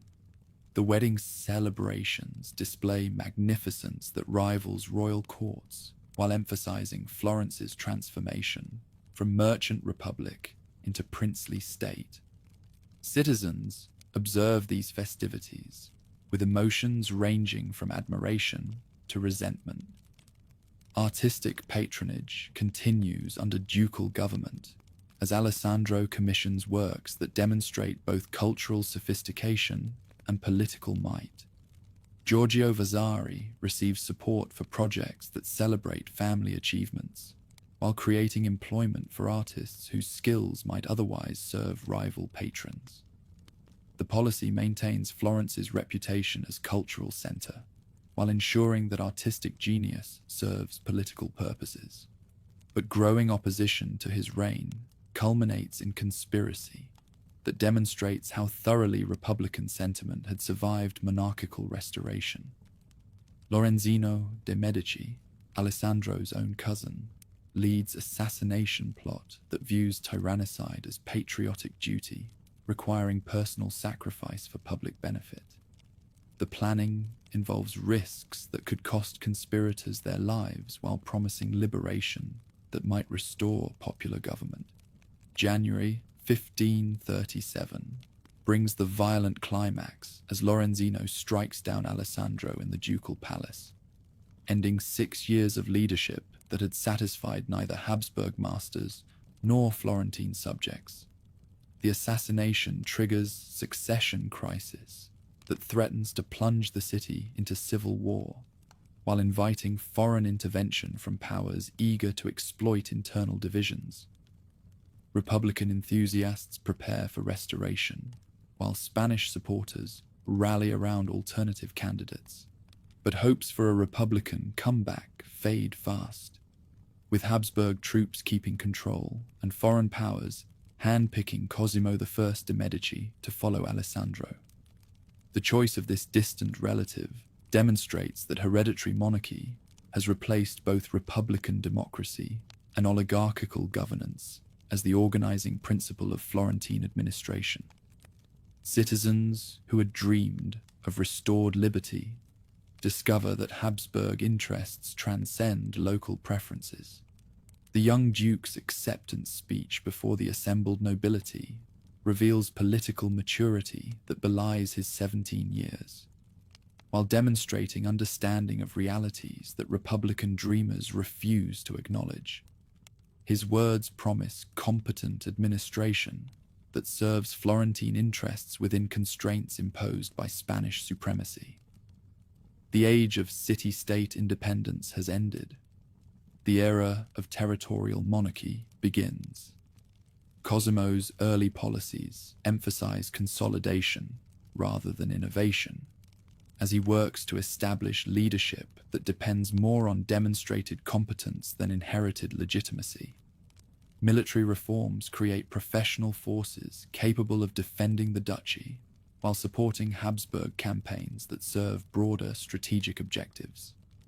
Administrative changes improve efficiency, while ensuring that ducal commands reach every corner of Tuscan territory. The transformation from banking house to ducal dynasty represents fundamental change in both the family's identity and Florence's political structure.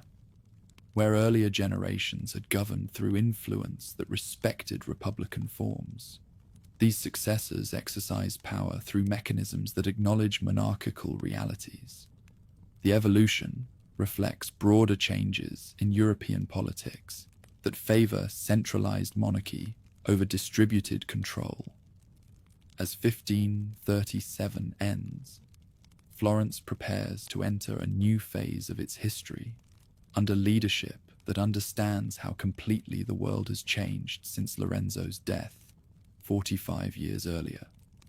Religious warfare divides Christendom, while Habsburg ambitions reshape political geography according to dynastic rather than municipal principles. The city that had pioneered republican governance now serves as duchy within an empire that spans continents. With tension thick in the Tuscan air, 17-year-old Cosimo I de' Medici addresses the nobles gathered in the Palazzo della Signoria, his steady voice cutting through their whispered skepticism and commanding the room. The bastard Alessandro lies dead by his cousin's hand, while republican dreamers sharpen their knives for one final attempt at liberty. Yet this distant branch of the great tree speaks with confidence that transforms uncertainty into inevitability, promising not restoration, but revolution, the birth of absolute monarchy from the ashes of merchant republics. The selection of this young man as Duke represents calculated gamble by Spanish advisors, who recognize that weak leadership invites chaos, while strong personalities might challenge foreign interests. Cosimo's bloodline connects him to the great Cosimo through a complicated genealogy that satisfies legal requirements, while his youth suggests malleability that experienced diplomats believe they can shape to serve their purposes. They will discover too late that underestimating this particular teenager proves fatal to anyone who attempts it. Within weeks of his accession, the new ruler demonstrates political instincts that would impress Machiavelli himself. Potential rivals find themselves offered lucrative positions that remove them from Florence, while appearing to honor their talents. Republican sympathizers discover that their past activities have been catalogued with precision that suggests intelligence networks they never suspected existed. Most tellingly, Spanish advisors who expected to guide policy find themselves implementing decisions they never helped formulate. Eleonora of Toledo brings more than beauty to her marriage with the young Duke in 1539. Her father's position as Viceroy of Naples provides connections that transform Florence from Spanish client into Habsburg partner. The wedding festivities display magnificence that announces a new age of ducal splendor, while the bride's dowry funds military reforms that will make Tuscany the most efficiently governed state in Italy. Love grows alongside political advantage, as the couple discovers personal happiness within arrangements designed for dynastic benefit.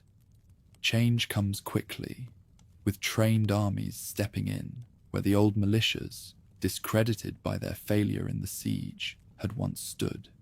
Veterans recruited from across Europe train Tuscan soldiers in techniques that emphasize discipline over individual heroism, coordination over traditional bravery.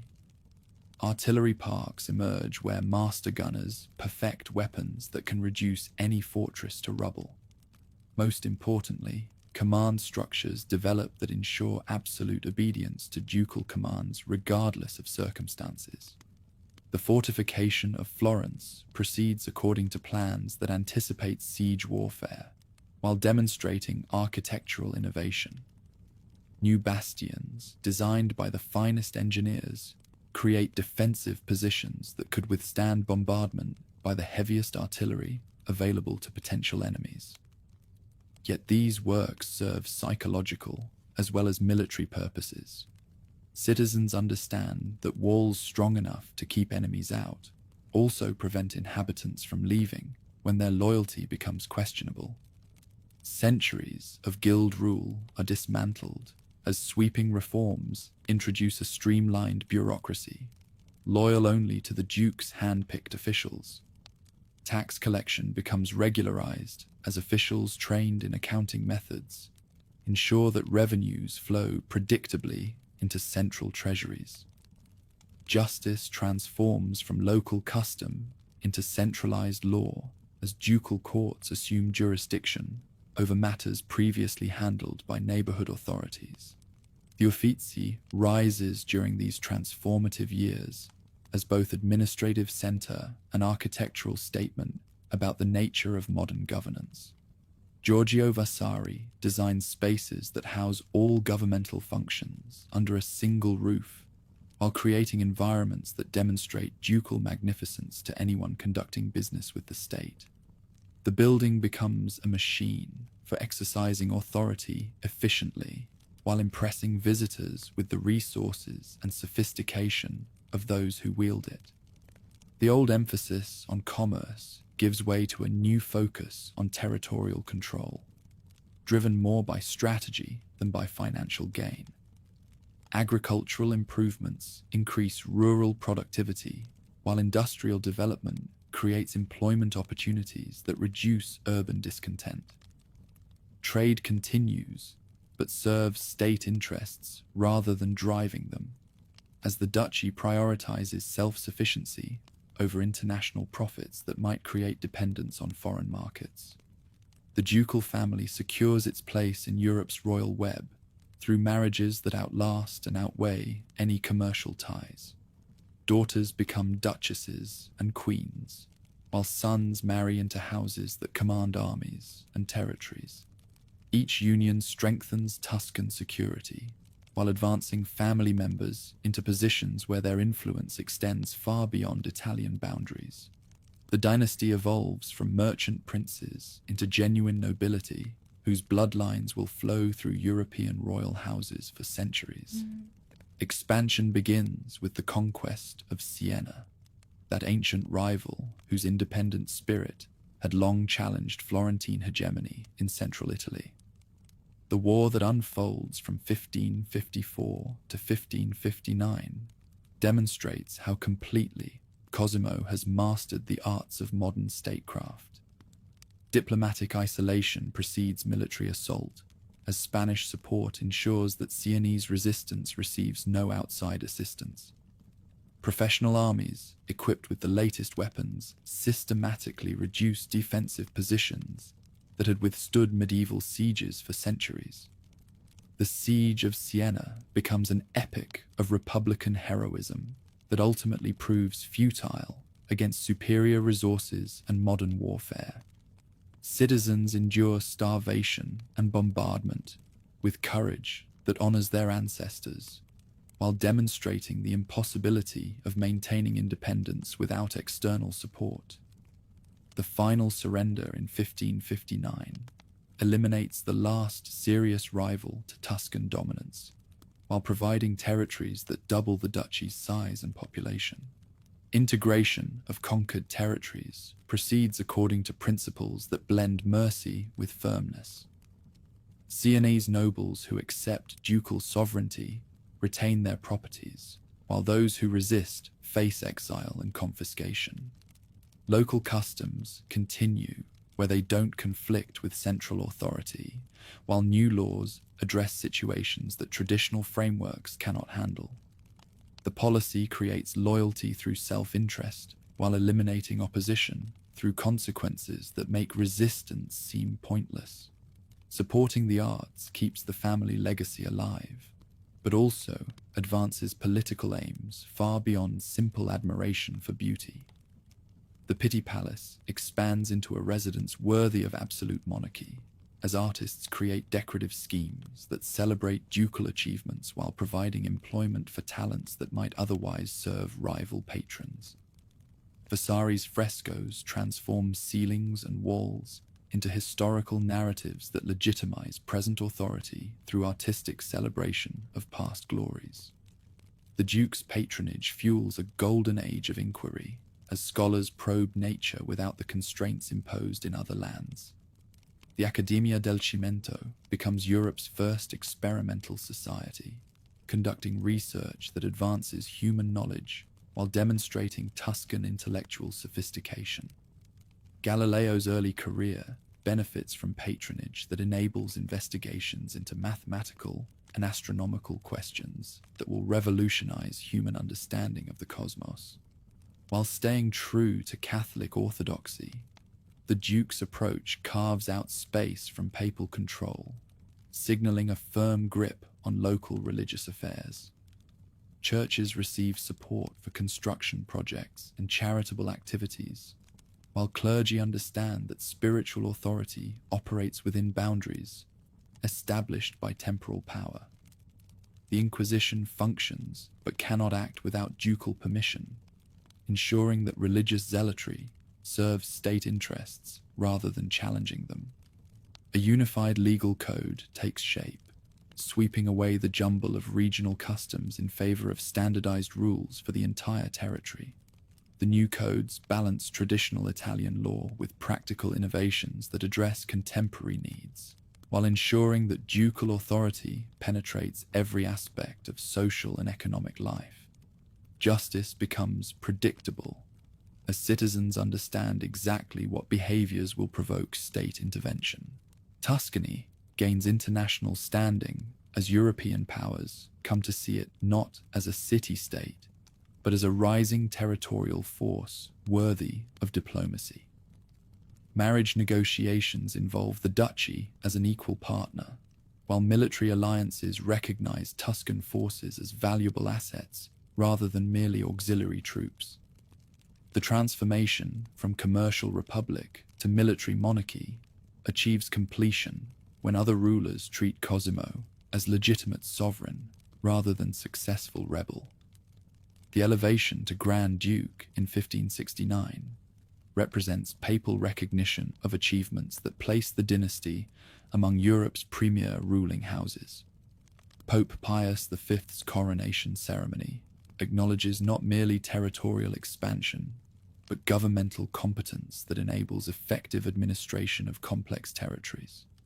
The title creates precedents that establishes Tuscan superiority over other Italian rulers, while providing international status that commands respect throughout Europe.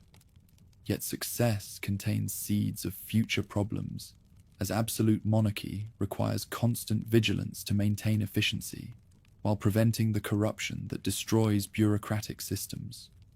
The Duke's health deteriorates under burdens that would challenge younger men, while succession questions create anxiety about whether his heir possesses abilities necessary for continued effective leadership. Most ominously, the financial costs of maintaining professional armies and elaborate courts strain resources despite careful fiscal management.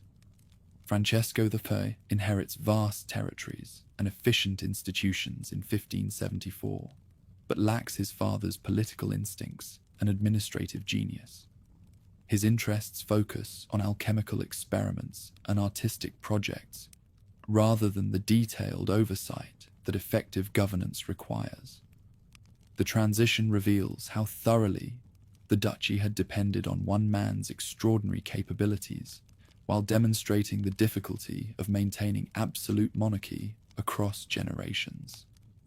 The new Grand Duke's marriage to Joanna of Austria strengthens Habsburg connections, while his relationship with Bianca Capello creates scandals that damage ducal prestige. Court life becomes increasingly elaborate as artistic patronage serves personal pleasure rather than political calculation. Administrative efficiency declines as attention shifts from governmental details toward cultural pursuits that provide individual satisfaction but serve no larger purposes. These years mark the onset of economic decline, as shifting trade routes steer commerce toward the Atlantic and leave Italian ports behind. The commercial networks that had enriched earlier generations lose relevance as Spanish and Portuguese discoveries create new sources of wealth while reducing demand for traditional luxury goods. Banking operations contract as safer investments in agricultural land, provide steady returns without requiring the international expertise that had distinguished earlier family enterprises. Ferdinando I attempts to reverse decline when he assumes power in 1587, but discovers that restoring effective government requires skills that cannot be taught through formal education.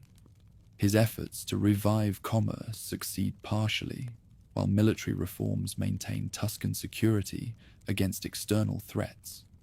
Yet the creative energy that had characterized his grandfather's reign proves impossible to recreate through mere administrative competence. As politics shift, so does society.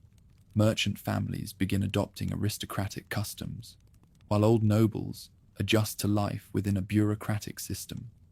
Titles multiply as wealth converts into status through mechanisms that satisfy ambition while strengthening regime legitimacy. Yet social mobility decreases as positions become hereditary rather than merit-based, reducing opportunities for talented individuals while increasing privileges for those born into established families. Artistic achievement continues at high levels as patrons support projects that maintain Florence's reputation as cultural center while serving personal vanity rather than political objectives. The Medici collections grow through purchases that demonstrate wealth while preserving masterpieces for future generations. Museums begin emerging as private accumulations become public treasures, though access remains limited to those with appropriate social credentials. Bartolomeo Ammanati designs the facade of Santa Maria degli Angeli according to Counter-Reformation principles that emphasize emotional impact over classical restraint.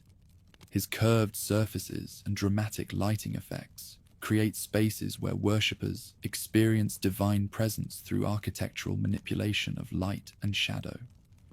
The project demonstrates how artists adapt Renaissance techniques to serve spiritual purposes that transcend mere aesthetic appreciation.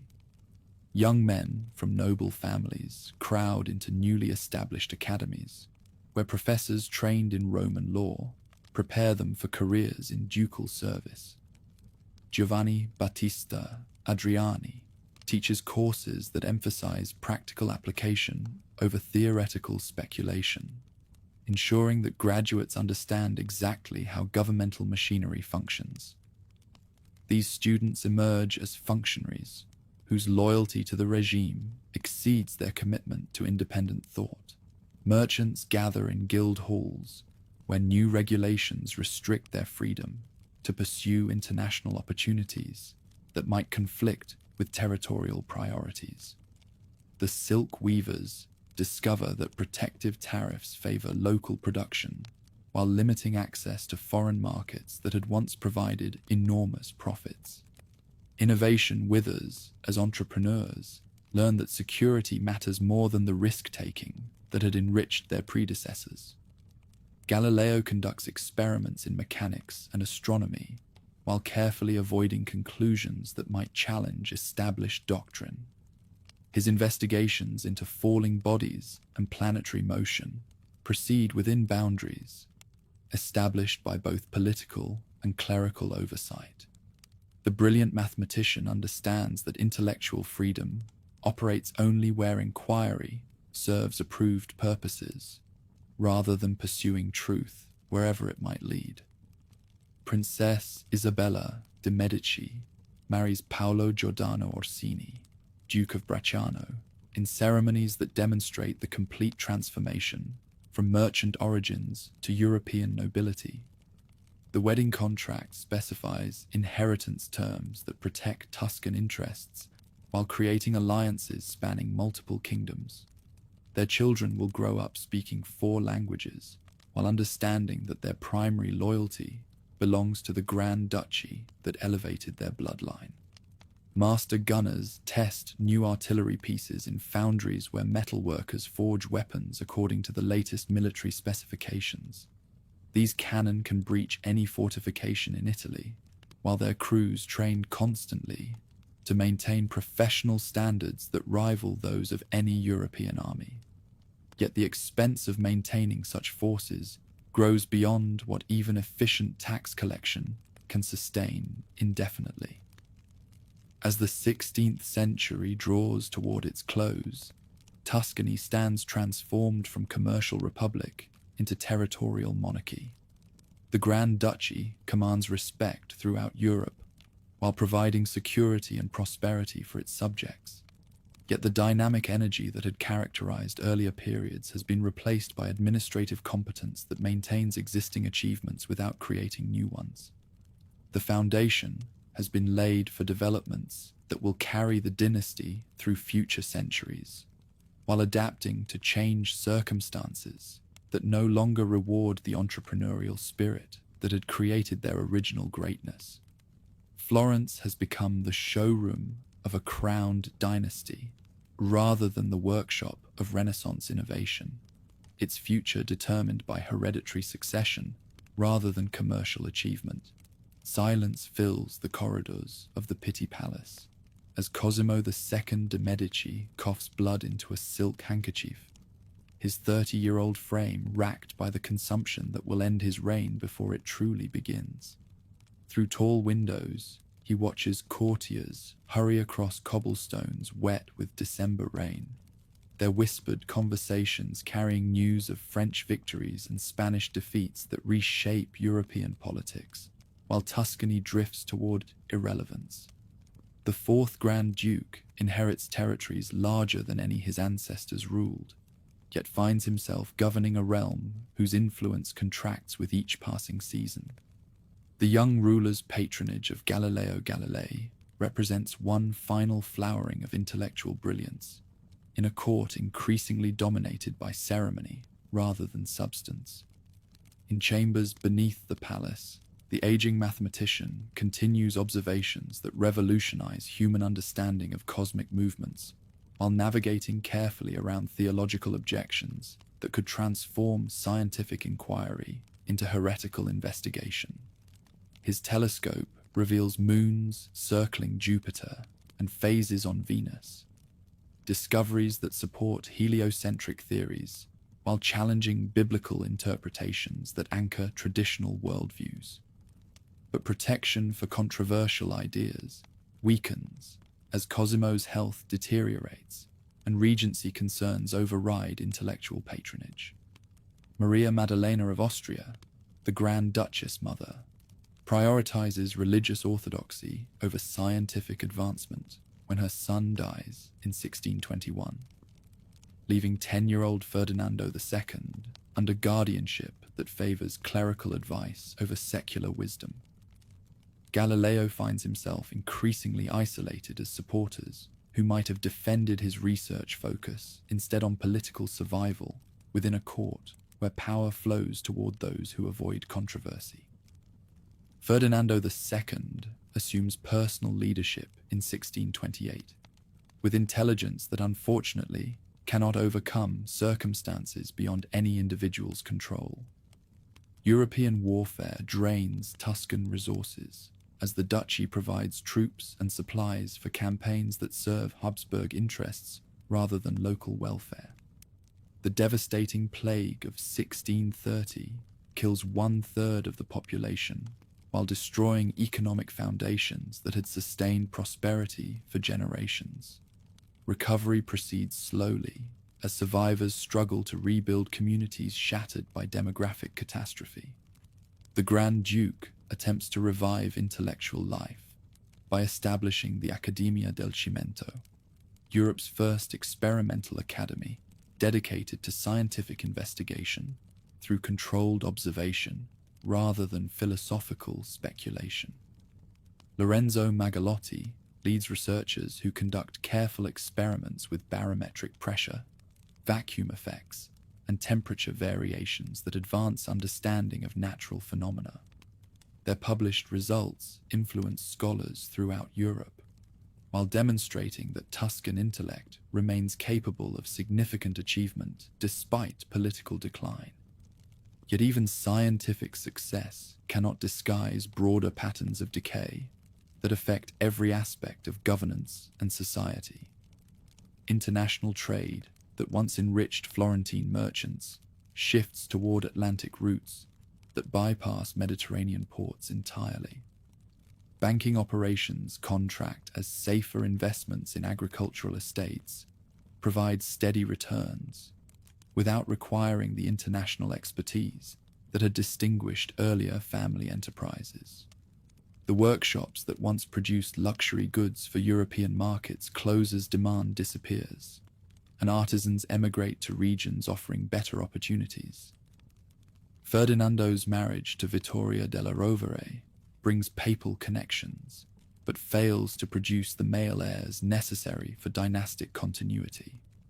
Their children include daughters whose marriages might create useful alliances, yet the absence of sons creates anxiety about succession that weakens governmental authority while encouraging potential rivals to position themselves for future opportunities.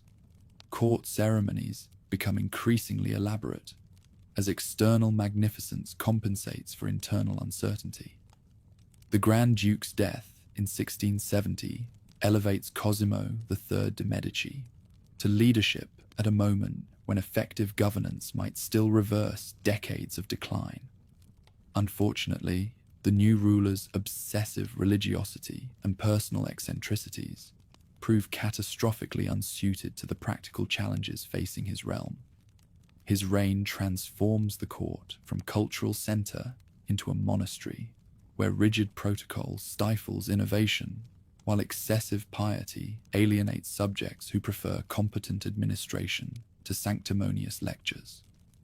Anna Maria Luisa de' Medici represents the dynasty's last hope for revival through her marriage to Johann Wilhelm, Elector Palatine, which creates connections to German Protestant princes while maintaining Catholic orthodoxy at home. Her intelligence and diplomatic skill enable negotiations that protect Tuscan interests during the War of Spanish Succession, demonstrating that family talents persist despite unfavorable circumstances. Yet her childless marriage prevents the infusion of new blood that might revitalize the declining lineage. Prince Ferdinando de' Medici, Cosimo III's eldest son, shows promise as a patron who supports opera composers like Alessandro Scarlatti, while collecting paintings that demonstrate refined artistic judgment. His concerts at the Villa of Pratolino attract musicians from across Europe who perform works that blend Italian melody with international influences. Unfortunately, his father's disapproval of secular entertainment limits opportunities for cultural innovation, while personal conflicts poison relationships that might have supported artistic renaissance. The prince's death in 1713, without legitimate heirs, devastates succession plans, while revealing how completely the dynasty has failed to adapt to changing European realities. Gian Gastone de' Medici, the surviving son, displays intelligence that his peculiar lifestyle choices prevent him from applying effectively to governmental responsibilities.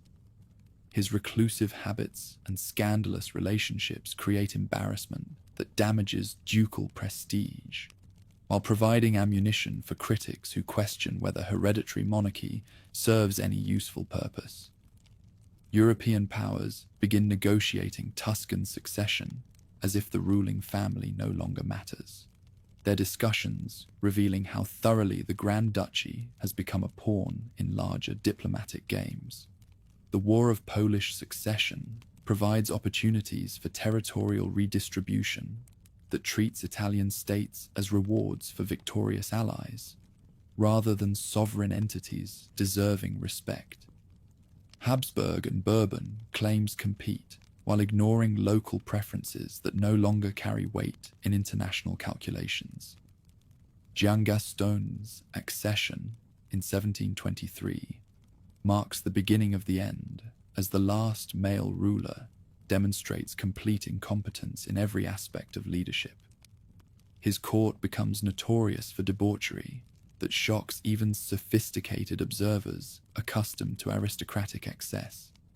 Administrative functions deteriorate as the Grand Duke spends days in bed, surrounded by young men whose qualifications for governmental service extend no further than their ability to provide personal entertainment. Amid the fading glory, Anna Maria Luisa moves with quiet determination to protect the artistic treasures that stand as the dynasty's crowning achievement.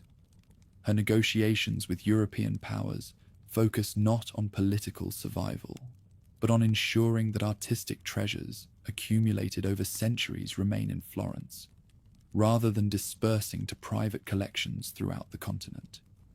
The agreements she secures will preserve paintings, sculptures, and manuscripts that embody Renaissance genius for future generations who might better appreciate their value. The Electress Palatine walks daily through galleries where Botticelli's Venus rises from foam, where Michelangelo's David stands ready for battle, where Leonardo's notebooks preserve insights into human anatomy and mechanical engineering. Her conversations with curators and scholars focus on conservation techniques that will protect these masterpieces against time's ravages while ensuring public access that serves educational rather than merely decorative purposes. In the Laurentian Library, she oversees efforts to catalogue manuscripts that preserve classical texts, rescued from medieval oblivion by humanist scholars. Greek philosophical works, Latin historical chronicles, and Byzantine theological treatises fill shelves where future researchers will discover sources that illuminate both ancient wisdom and Renaissance recovery. Her foresight ensures that intellectual treasures survive political transitions that might otherwise scatter them beyond recovery. The Uffizi houses paintings, whose value transcends monetary calculation, as Anna Maria Luisa establishes principles that will govern their preservation for centuries. Raphael's Madonnas, Titian's portraits, and Caravaggio's religious scenes represent artistic achievement that belongs to humanity rather than any individual collector. Her legal arrangements prevent their sale or removal, while creating institutional frameworks that will survive dynastic extinction. Workshops throughout the city continue producing luxury goods despite reduced demand, as craftsmen maintain traditions that connect them to ancestors who served earlier generations of patrons. Pietradura artists create intricate stone mosaics using techniques perfected under Grand Ducal patronage. Goldsmiths fashion jewelry that demonstrates technical skill inherited through family workshops spanning multiple centuries.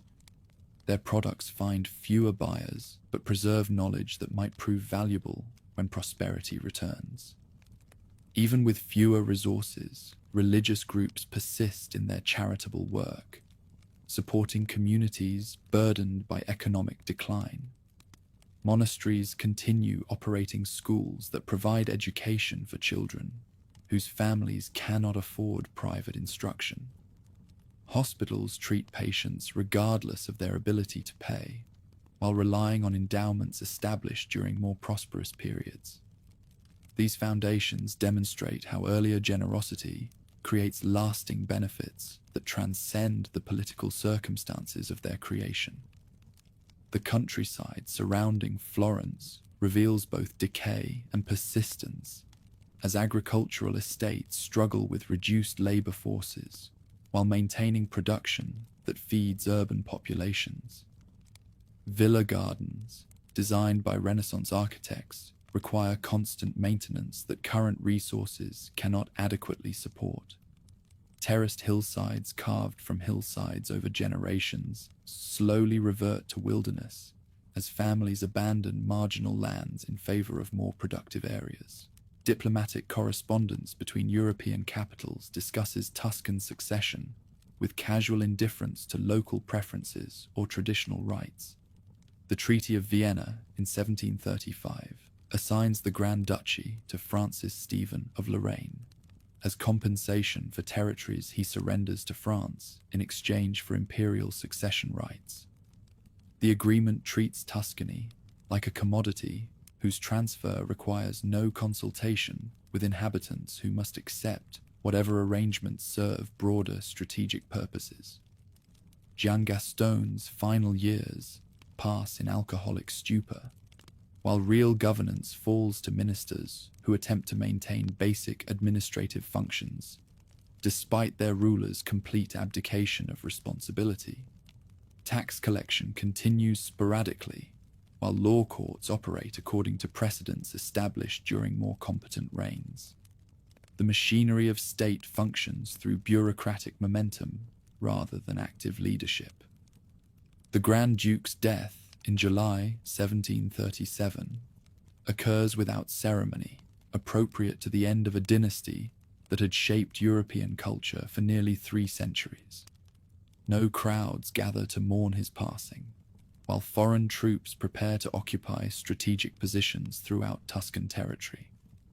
The transformation from family estate to foreign possession proceeds according to international agreements that treat inhabitants as subjects whose opinions matter less than diplomatic convenience. Anna Maria Luisa faces the final extinction of her bloodline with dignity that honors ancestors whose achievements will outlast any political arrangements. Her meetings with Francis Stephen focus on ensuring continuity for institutions that preserve cultural heritage while adapting to changed circumstances.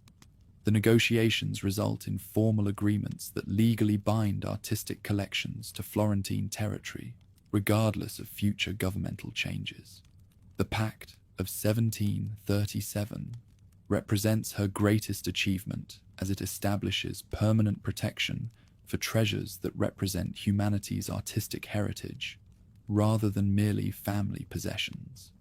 Legal language, crafted by international lawyers, creates obligations that transcend individual ownership, while ensuring public access that serves educational purposes. Future rulers of whatever nationality must respect arrangements that preserve Renaissance masterpieces for scholars and visitors from throughout the world. October 1737 witnesses Francis Stephen's arrival in Florence as foreign soldiers maintain order during the transition from hereditary dynasty to appointed governance. Citizens observe these changes with emotions ranging from curiosity to resignation, as they adapt once again to new forms of authority that promise stability while eliminating local autonomy. The experiment in family rule that began with Giovanni de' Bicci's banking innovations ends with bureaucratic efficiency that prioritizes order over creativity. Anna Maria Luisa retires to her apartments in the Pitti Palace, where she spends remaining years cataloging treasures while corresponding with scholars who seek access to collections she has preserved. Her salon attracts intellectuals from across Europe who recognize her contributions to cultural conservation, while respecting her dignity in accepting circumstances beyond her control. She becomes the guardian of memory in a city that must discover new purposes for its accumulated heritage. The apartments where Lorenzo the Magnificent once hosted Renaissance luminaries now house a solitary woman whose conversations span centuries of achievement while acknowledging present limitations. Portraits of ancestors who built commercial empires and patronized artistic genius line walls where she walks each evening, remembering stories passed down through generations while preparing accounts that will guide future custodians of their legacy. Libraries that once attracted humanist scholars from throughout Europe continue serving researchers who arrive seeking access to texts preserved through careful stewardship. The reading rooms echo with whispered discussions as visitors from German universities, French academies, and English colleges examine manuscripts that illuminate both classical antiquity and Renaissance recovery. Knowledge flows outward from Florence, even as political influence contracts toward insignificance. Workshops maintain traditional crafts despite reduced patronage, as masters train apprentices in techniques that represent centuries of accumulated skill. Young men learn to carve marble using methods perfected by artists who served earlier generations of rulers.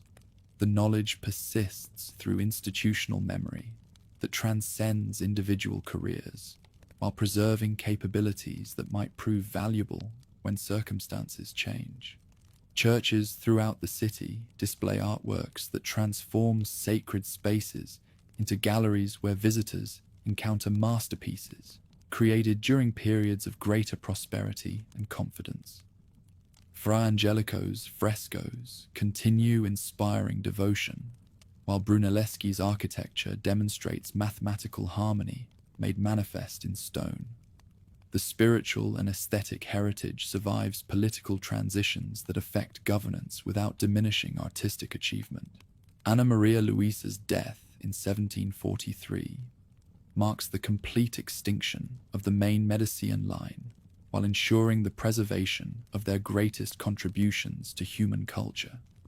Her funeral attracts representatives from courts throughout Europe, who recognize her success in protecting artistic heritage that belongs to all humanity rather than any single nation.